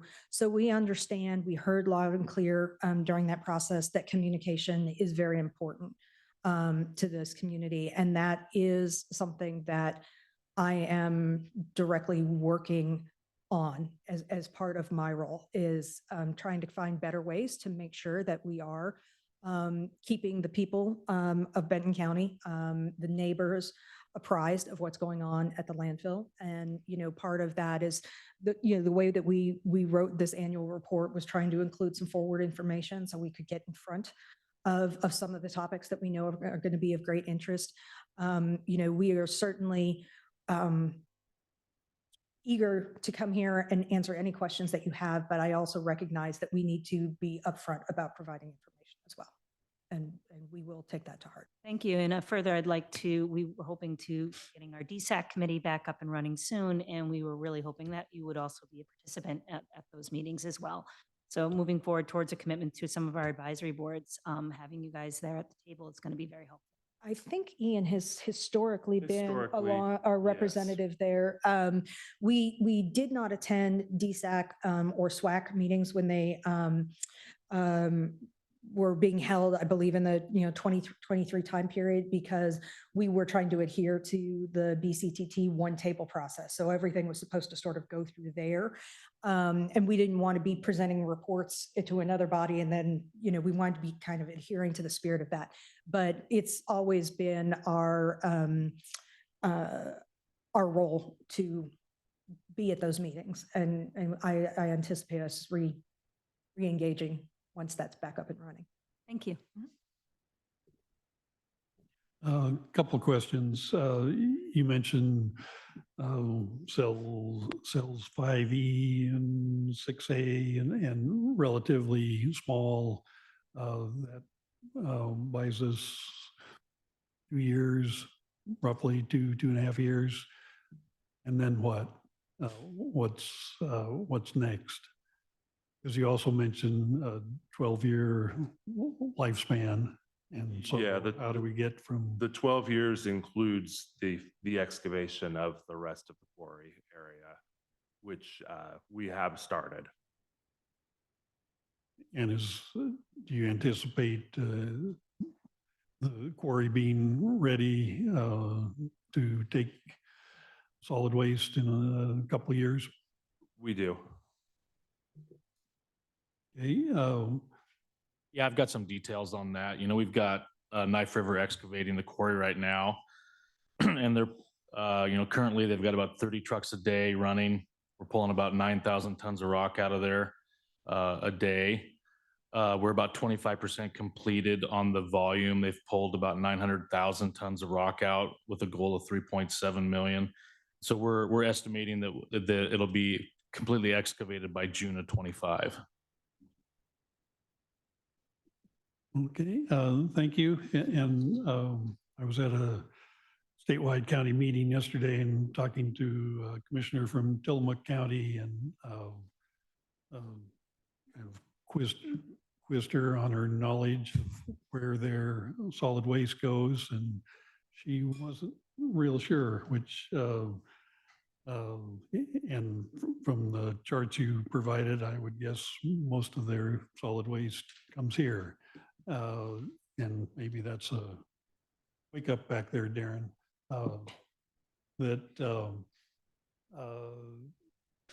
I know Darren has been trying to involve other counties in this discussion, and from a brief discussion, that's a good idea. And it also brings me, we get a lot of suggestions. Well, we should just limit the landfill to Benton County and then it'd last a long time. I know I've had that discussion with our legal counsel, and that Benton County can't do that. Is that correct?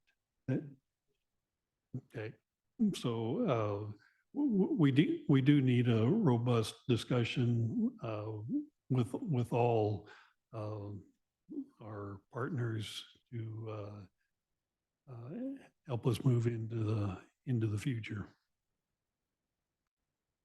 So thank you.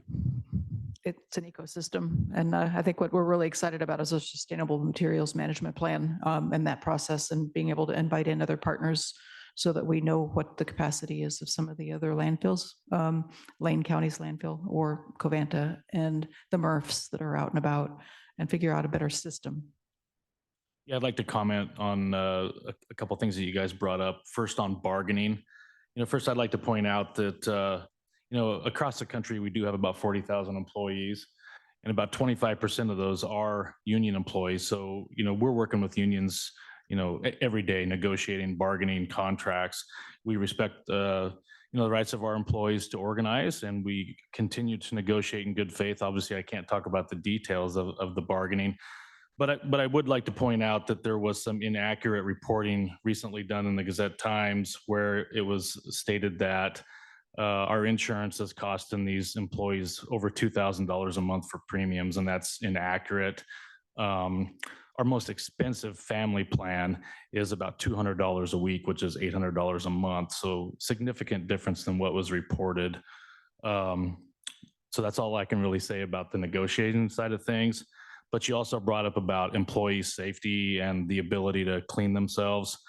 Again, everybody's going to have their own perspective or perception of this, but we have two main shops at the landfill, one up above, and I would call that like a temporary shop because it's actually going to have to be moved. And at that site, we have eye wash stations, we have hand washing stations, and all of our mechanics trucks, they also have portable eye wash stations, rags, hand cleaner, and all the things that we provide. And then down at the lower down at the lower shop, which is more of a permanent shop, we do have a locker room with a shower, full locker room. So there's, maybe at the most 5 minutes from any further spot on that landfill to a shower. One of the things we talked about is that, we're not a hazardous waste landfill, so we're not, exposing, employees to hazardous waste. Everything that we've taken in there from a medical standpoint has been treated through an autoclave system. And so, yes, we recognize that we don't control everything that somebody from the household might put into a trash, whether it might be, some kind of a needle or medical waste. We don't control those things, but we do pull all of the equipment out of the landfill. We have underwashing systems. We wash equipment down before it's worked on, and we do have showers on site. So I think it's maybe a little bit about perception as well, for your perspective. Thank you. I have a couple of questions. You did make a comment about the arsenic levels and about the fact that they are elevated just because they're high in the valley in general. But my understanding is that the arsenic levels that have been measured out at Coffin Butte site are higher than the typical elevated levels in the valley in general. I've seen that data. I would tend to agree. From my previous work with Marys River Watershed Council, I was pretty aware of arsenic levels in the state, particularly in the valley. And I know that there was a previous spill incident more than 30 years ago that did contribute to those higher arsenic levels at Coffin Butte. So again, it's one of those issues of monitoring and trust in terms of trend line. And is that trend in your data elevated simply because of that past event? And might we be missing some higher arsenic levels in the water in terms of groundwater contamination just because of that artificial elevation of historical levels at that site? So we have community members asking these questions. Would really like to have answers from you all rather than just ignoring the issue, because it is an issue, again, of trust. So Commissioner, if I can understand clearly, are you asking us to come back to you with some information about the historical levels of arsenic? I want to understand what information you're seeking so we can get it done. Yes, it'd be great to have information about that historical spill. And I doubt that you have any information about the level of arsenic prior to that time. But we do have probably data from adjacent sites that would be more characteristic of the valley in general, this area. So that would be super, just to provide context. And yeah, I think that the hardest part is just making, trusting the data and have a little bit of shaken confidence. So want to make sure that we address these questions and know that we can have faith in the environmental data that's being presented to us and to DEQ and to, and the federal regulators in turn.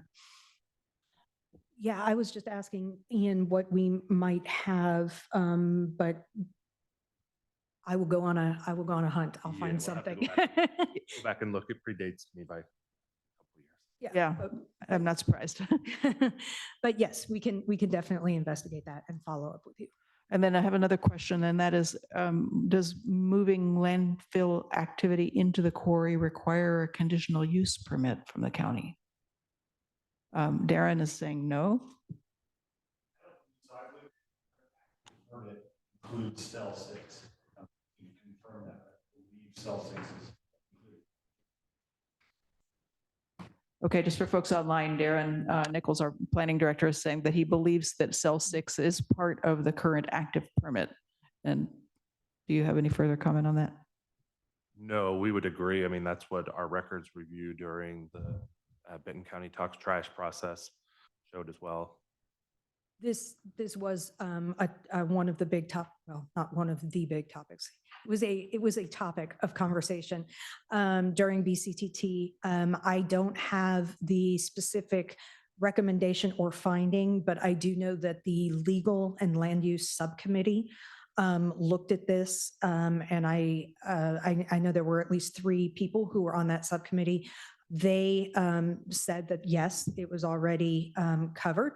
There was a subcommittee that disagreed with that ruling, but our assessment based on our conversations with the county and a review of the records and legal documents is that, yes, the quarry is covered as part of our existing permit. And the ultimate arbiter of that would be DEQ, correct? It's in all of our DEQ site development documents. So according to DEQ, it is approved, yes. Okay. And I'm going to jump in here. Yeah, I was on that legal subcommittee, and we found a memo from the planning department back from 2000, 2002 that asked this very question. And the answer was yes, activity within the approved current zone, the current cell designations is allowed without any further Benton County activity. And I think your question, Commissioner Ojero, about whether it's DEQ is the ultimate arbitrator, no, that's not the case. It is Okay. Benton County is the ultimate arbitrator. And so it was unanimous amongst the legal subcommittee that the current activities within the described cells are allowed within the land use regulations of Benton County. Thank you.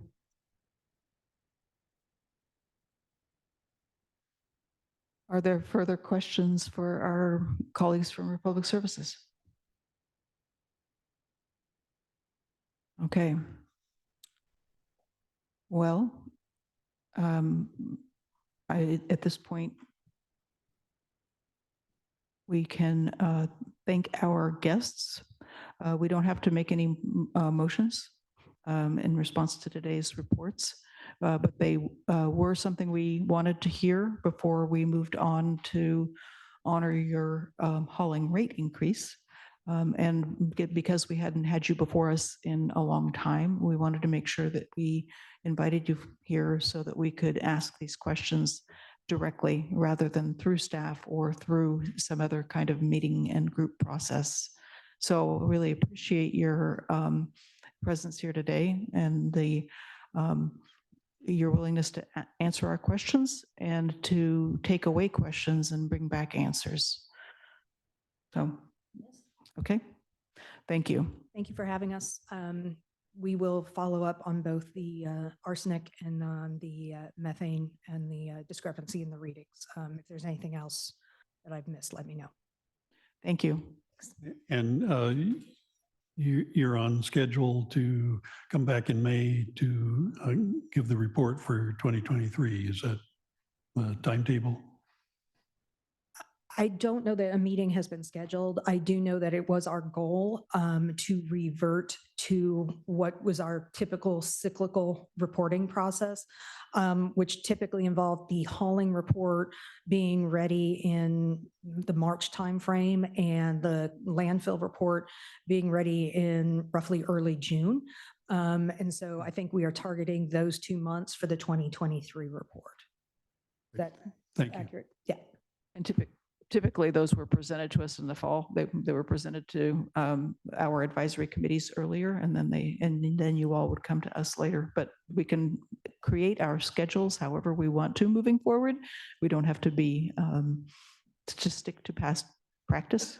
I think early and frequent communication is going to be better than not. And I would like to also remind you of Administrator McEnany's request to have a better understanding for communications processes. When you do get negative results from any kind of a regulator, we'd like to know about it and get an alert rather than just have it buried in a regular routine report. Thank you for the reminder. I knew there was something I was forgetting. So Thank you. appreciate it. Thank you. Okay.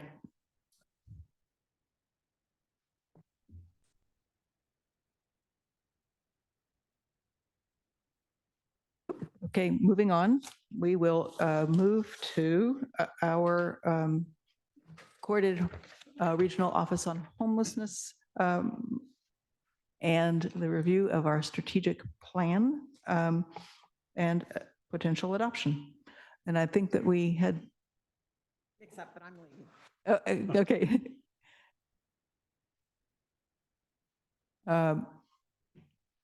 We are also going to be joined by our partners from the city. And I will leave you all to introduce yourselves.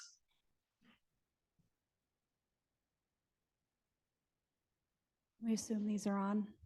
It's on, but I think we're going to have to move it closer, Julie. Can you hear me?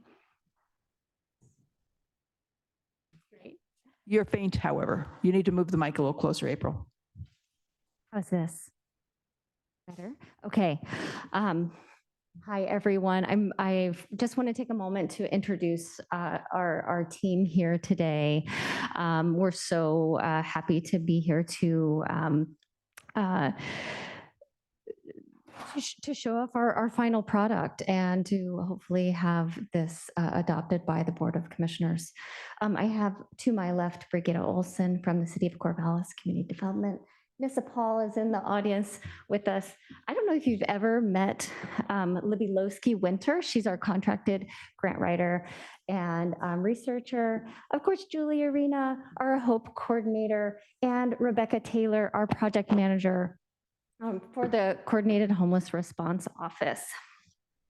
So some of you, okay, all of you have been involved in the work around housing and homelessness in our community for a long time, while others, myself included, are relative newcomers to systems level thinking around our homelessness crisis.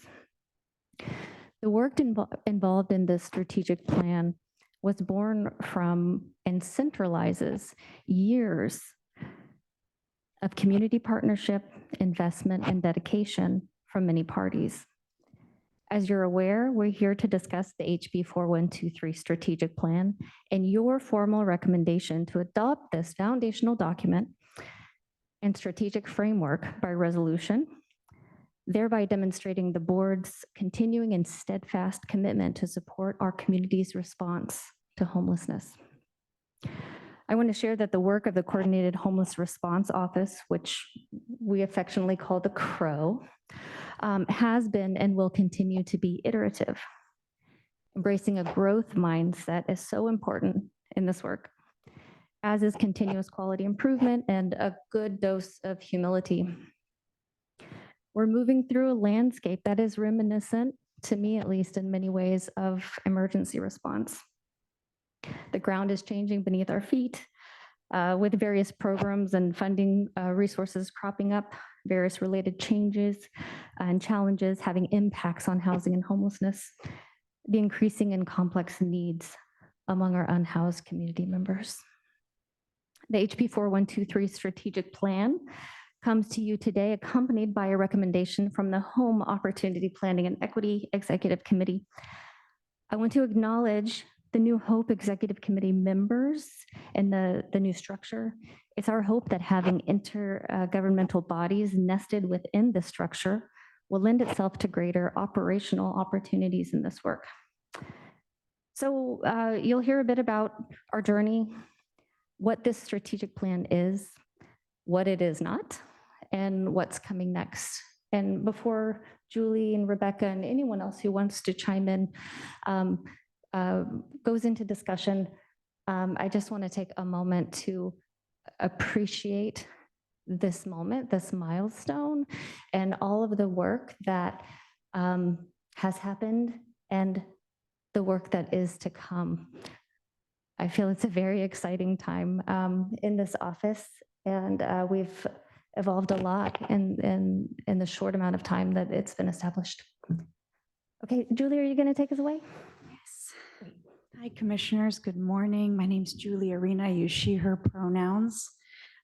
April touched upon why we're here today, so I won't dwell on that. But I wanted to go over who has been involved because it's been extensive, and then how we got here. And I know all the three of you know quite a bit about how we got here, but Rachel, some of this is for you and for anybody who's tuning in. We're resting this work on a well-built foundation that's happened over years. And then I'll pass it off to Rebecca to go over what it is and what it isn't, this strategic plan. So who's been involved? It hasn't just been the county, it's been our city partners in Corvallis and now Philomath, with outreach to Adair and Monroe and Alsea, even Albany, and lots of provider coordination and input, engagement, one-on-one meetings, provider meetings, monthly homeless service meetings, to make sure that folks aren't just engaged once, but it's a routine engagement. It's not just one-way communication, it's two-way communication for questions, updates, coordination, facilitation. And that's happened over the past 2 decades. So how did we get here? We're really not creating something new, but building on lots and lots of work. The 10-year plan to end homelessness, the update to the 10-year plan to end homelessness, then the creation of the Home Opportunity Planning and Equity Advisory Board, the HOPE Board, to take this work through an engaged, publicly noticed process with buy-in from the city and the county and representation across the community with 21 advisory boarded members from emergency response, homeless service providers, the business community that was really invested in being involved in this process. And that built towards House Bill 4123 with investments from the legislature in more staff capacity and the creation of a coordinated homeless response office, so that we have a team to do this work. And so the planning efforts have been a long time coming. And what's in this strategic plan and how we got here is built on a foundation of engagement and data and prioritizing of populations that are not just a priority at the local level, but now have state investment and buy-in that these priorities are statewide. And what we're doing at the local level is supported by the state. So just wanting to acknowledge that this strat plan is built on years of work, and that we didn't create something new here. We have honored the time and the effort that has gone into planning. And now we're at this juncture where we can adopt a plan and continue to move on to implement work and solutions and specific projects. All right, did I miss anything, Rebecca, on that part? Okay, I'll pass it off to you. So we will just assume you had the opportunity to read through the document. One of the things we really appreciate about this document is that it is not too thick, because I think we have enough of those. And one of the things that was a real focus throughout our development of the strategic plan was accompaniment with defining what a coordinated homeless response office looks like within a county government structure. And so a lot of the time that we took to not just start parallelly developing the plan itself was to really investigate different models through the state and the nation as far as effective coordinated homeless response systems. And through that research and a lot of meaningful conversations that had been initiated well before becoming a House Bill 4123 pilot community, was talking with our housing authority, talking with our community action agency, understanding our continuum of care, and really understanding what those agencies do in our community around our response to homelessness.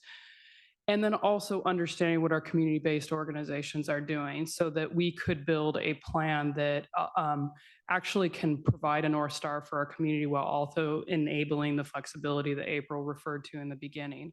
And so as you can see that this plan is a 2023 to 2027, we're well aware that it is now 2024 and we became a pilot community in 2022.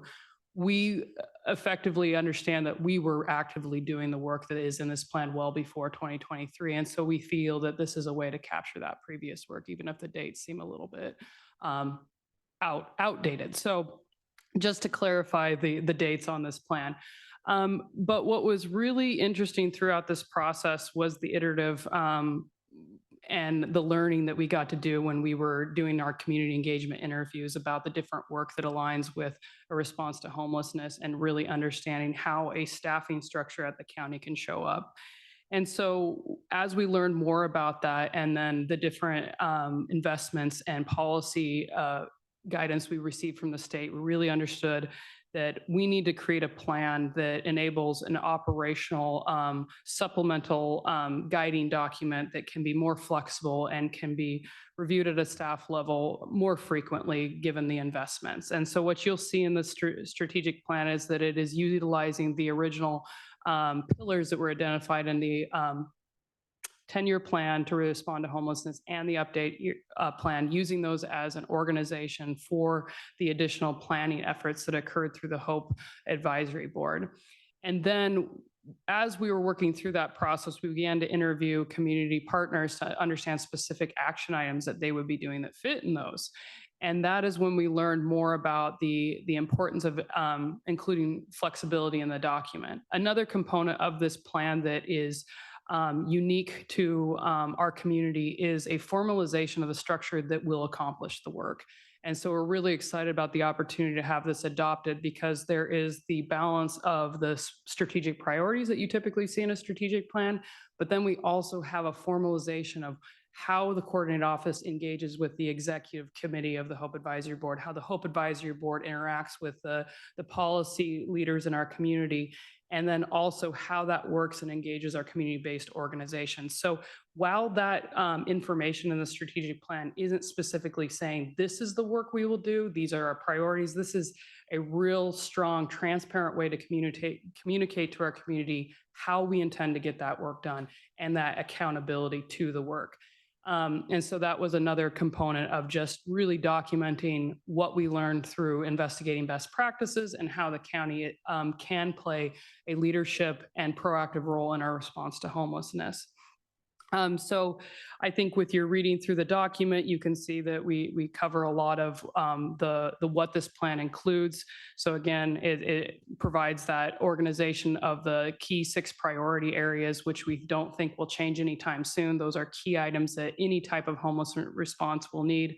An overview of the system and its components, and then provides that community roadmap moving forward to help guide our staff work, but also help with providing a shared language to our community partners, including our rural partners, which is an exciting expansion of the work and focus of our office. So I think that for the most part, in addition to just meeting our requirements to the state from being a recipient of the funding, another component of this is we're coming before the Board of Commissioners for the adoption of this, because as the direct recipient of the funding through the state for House Bill 4123 and us holding the prioritize and specific staff for the coordinated office, we felt that having a recommendation from the executive committee with a formal adoption by the commissioners, really takes all the planning work around our community and demonstrates a commitment of our county leadership to move this forward, but also that we do hold a lot of the resources around our governmental response to homelessness. So with that, I will hand over to anybody else, or I guess it's available for questions and discussion. Well said. A quick question. On pages 16 and 17, it lists the strategic priority areas, and there are 7, but on the crosswalk with the Hope and the previous planning activities, there are 6 areas. And the area number 5 at the top of page 17 doesn't have a name. So I was just a little curious about that.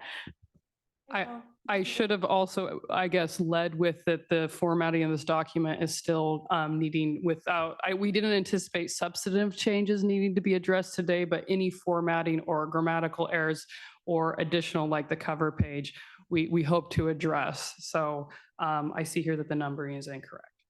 Okay, so does all of that why and how information about crisis response and navigation fit under one of the other headings? Let me take a moment to review so I can give you an informed answer. Okay, and then the other question I have is, this is a high-level plan, and I know that you have a lot of specific work that is ongoing. So I'm assuming that there's an action plan that fits with this, or a work plan that you are following that identifies specific outcomes within these areas. You can, because I'm multitasking. Sorry. The reason this doesn't include those project plans is because so much of the components of any of these projects fall beyond our control. So shifting state funding or needing to partner with the city, with CSC, with providers, we don't have the control over all of it. And so even if our work can be projected out with outcomes and dates, we have to have it be flexible enough to respond to shifting landscapes or different legislative funding this session from last session, or a change in our continuum of care from last year to this year or next year. But yes, you're correct. And that's really Rebecca's role as the project manager, to make sure that we have timelines, action items. And then as far as outcomes go, that's also a collaborative effort. with folks over at IHN CCO, with CSC. How do we create outcomes across systems? That's an ongoing dialogue and work that shifts based on where our data is and how ready we are to make changes. Because again, we don't own the data, we don't own the outcomes. And so a lot of it has to be created and generated in collaboration with not just one, but many different partners, and that takes time. So putting a deadline on it for outcomes doesn't reflect the realities of where we are in our homeless system.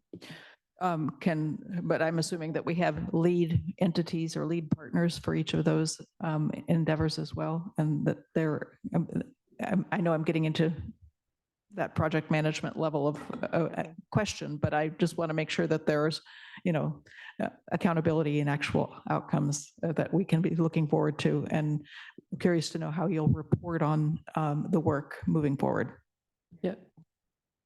No, so we will anticipate developing an annual report structure for the progress. One thing we have built in accountability, and we wanted to make sure that the scope of this conversation today was really focused on this plan. However, you're well aware of the House Bill 5019 community plan, that we're still looking into how we're going to implement that. And that is time bound with metrics, and we need to identify partners. So because of the fact of we might even find that there are other initiatives born from the local interest, but also from the state, that might be multiple different strategic operating like plans that can be fitted underneath this flexible document. So we are fully accountable for the reporting structure within House Bill 4123 itself and through House Bill 5019, and likely other funding opportunities and even just projects that we create ourselves. So did I satisfy that question? I can get back to your initial question. I think so. I think, in the longer term, what I'm seeing at the state is that a move towards some common metrics and say under 5019 and reporting on number of people housed, et cetera, and that maybe someday we'll be able to have a local dashboard that has some data that we can share with community members, because everyone wants to know that we are actually making progress. And we can plan until we're blue in the face, but that doesn't put a roof over people's heads. Oh, absolutely. I just want to jump in, commissioners, and add that I would view this HB 4123 strategic plan as our strategic framework and our strategic priorities, and project planning absolutely has all of the operational pieces that you're referring to. Thank you. Brigida. And I would just add, from a city standpoint, we have our strategic operating plan, or SOP, in which I'm measuring the number of new units for affordable housing, including the number of new permanent supportive housing, et cetera. So all this is tied together. This is higher level, but there are definitely nuances in the actions and outcomes. Thank you. All right. So first of all, the numbering is incorrect. So we will adjust that. The item you were talking about, for some reason, the header had not been preserved. It could be, I'm dealing with a black and white document, so I'm thinking maybe I had the color variation, but you're probably working with a color document. Should be called rapid response. Thank you. Questions from my colleagues? Not really a question, but I briefly mentioned it during the executive committee meeting, so I'll just mention it again. On page 5 of the document and page 122 of our packet, we have a vision statement in there.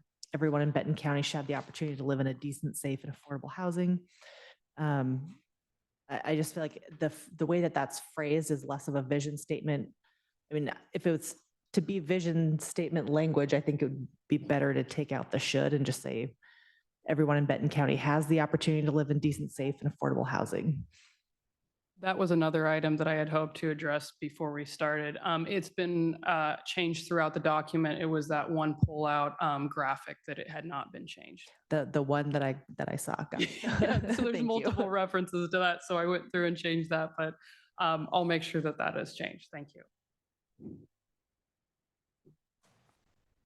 Well, I appreciate the effort that has taken us to get to this point, and the obvious need for partners and trying to define where we are and what our goals are. So I appreciate the overall effort and the some notion of a roadmap and what our goals are going forward. And so, and I think it's wonderful that the state has recognized our efforts, and we can plan on the local level, but we don't have the necessary resources. So thank you for getting us to this point. I would also like to really extend my appreciation to the partnership with the city of Corvallis, the city of Philomath, and all of our community-based organizations, and the numerous community members that participate and have participated in the past in the Hope Advisory Board. They've contributed countless hours to framing a lot of this work, and their perspectives have been invaluable. And including Community Services Consortium, they're also a partner in this. Yes. Sorry. Any other comments or questions? Otherwise, I'm ready for a motion.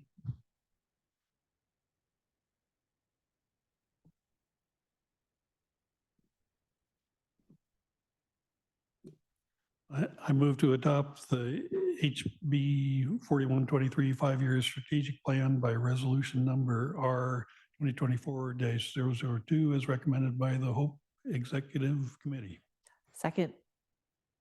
Any further discussion? All in favor, please indicate with an aye. Aye. Aye. Aye. Thank you very much.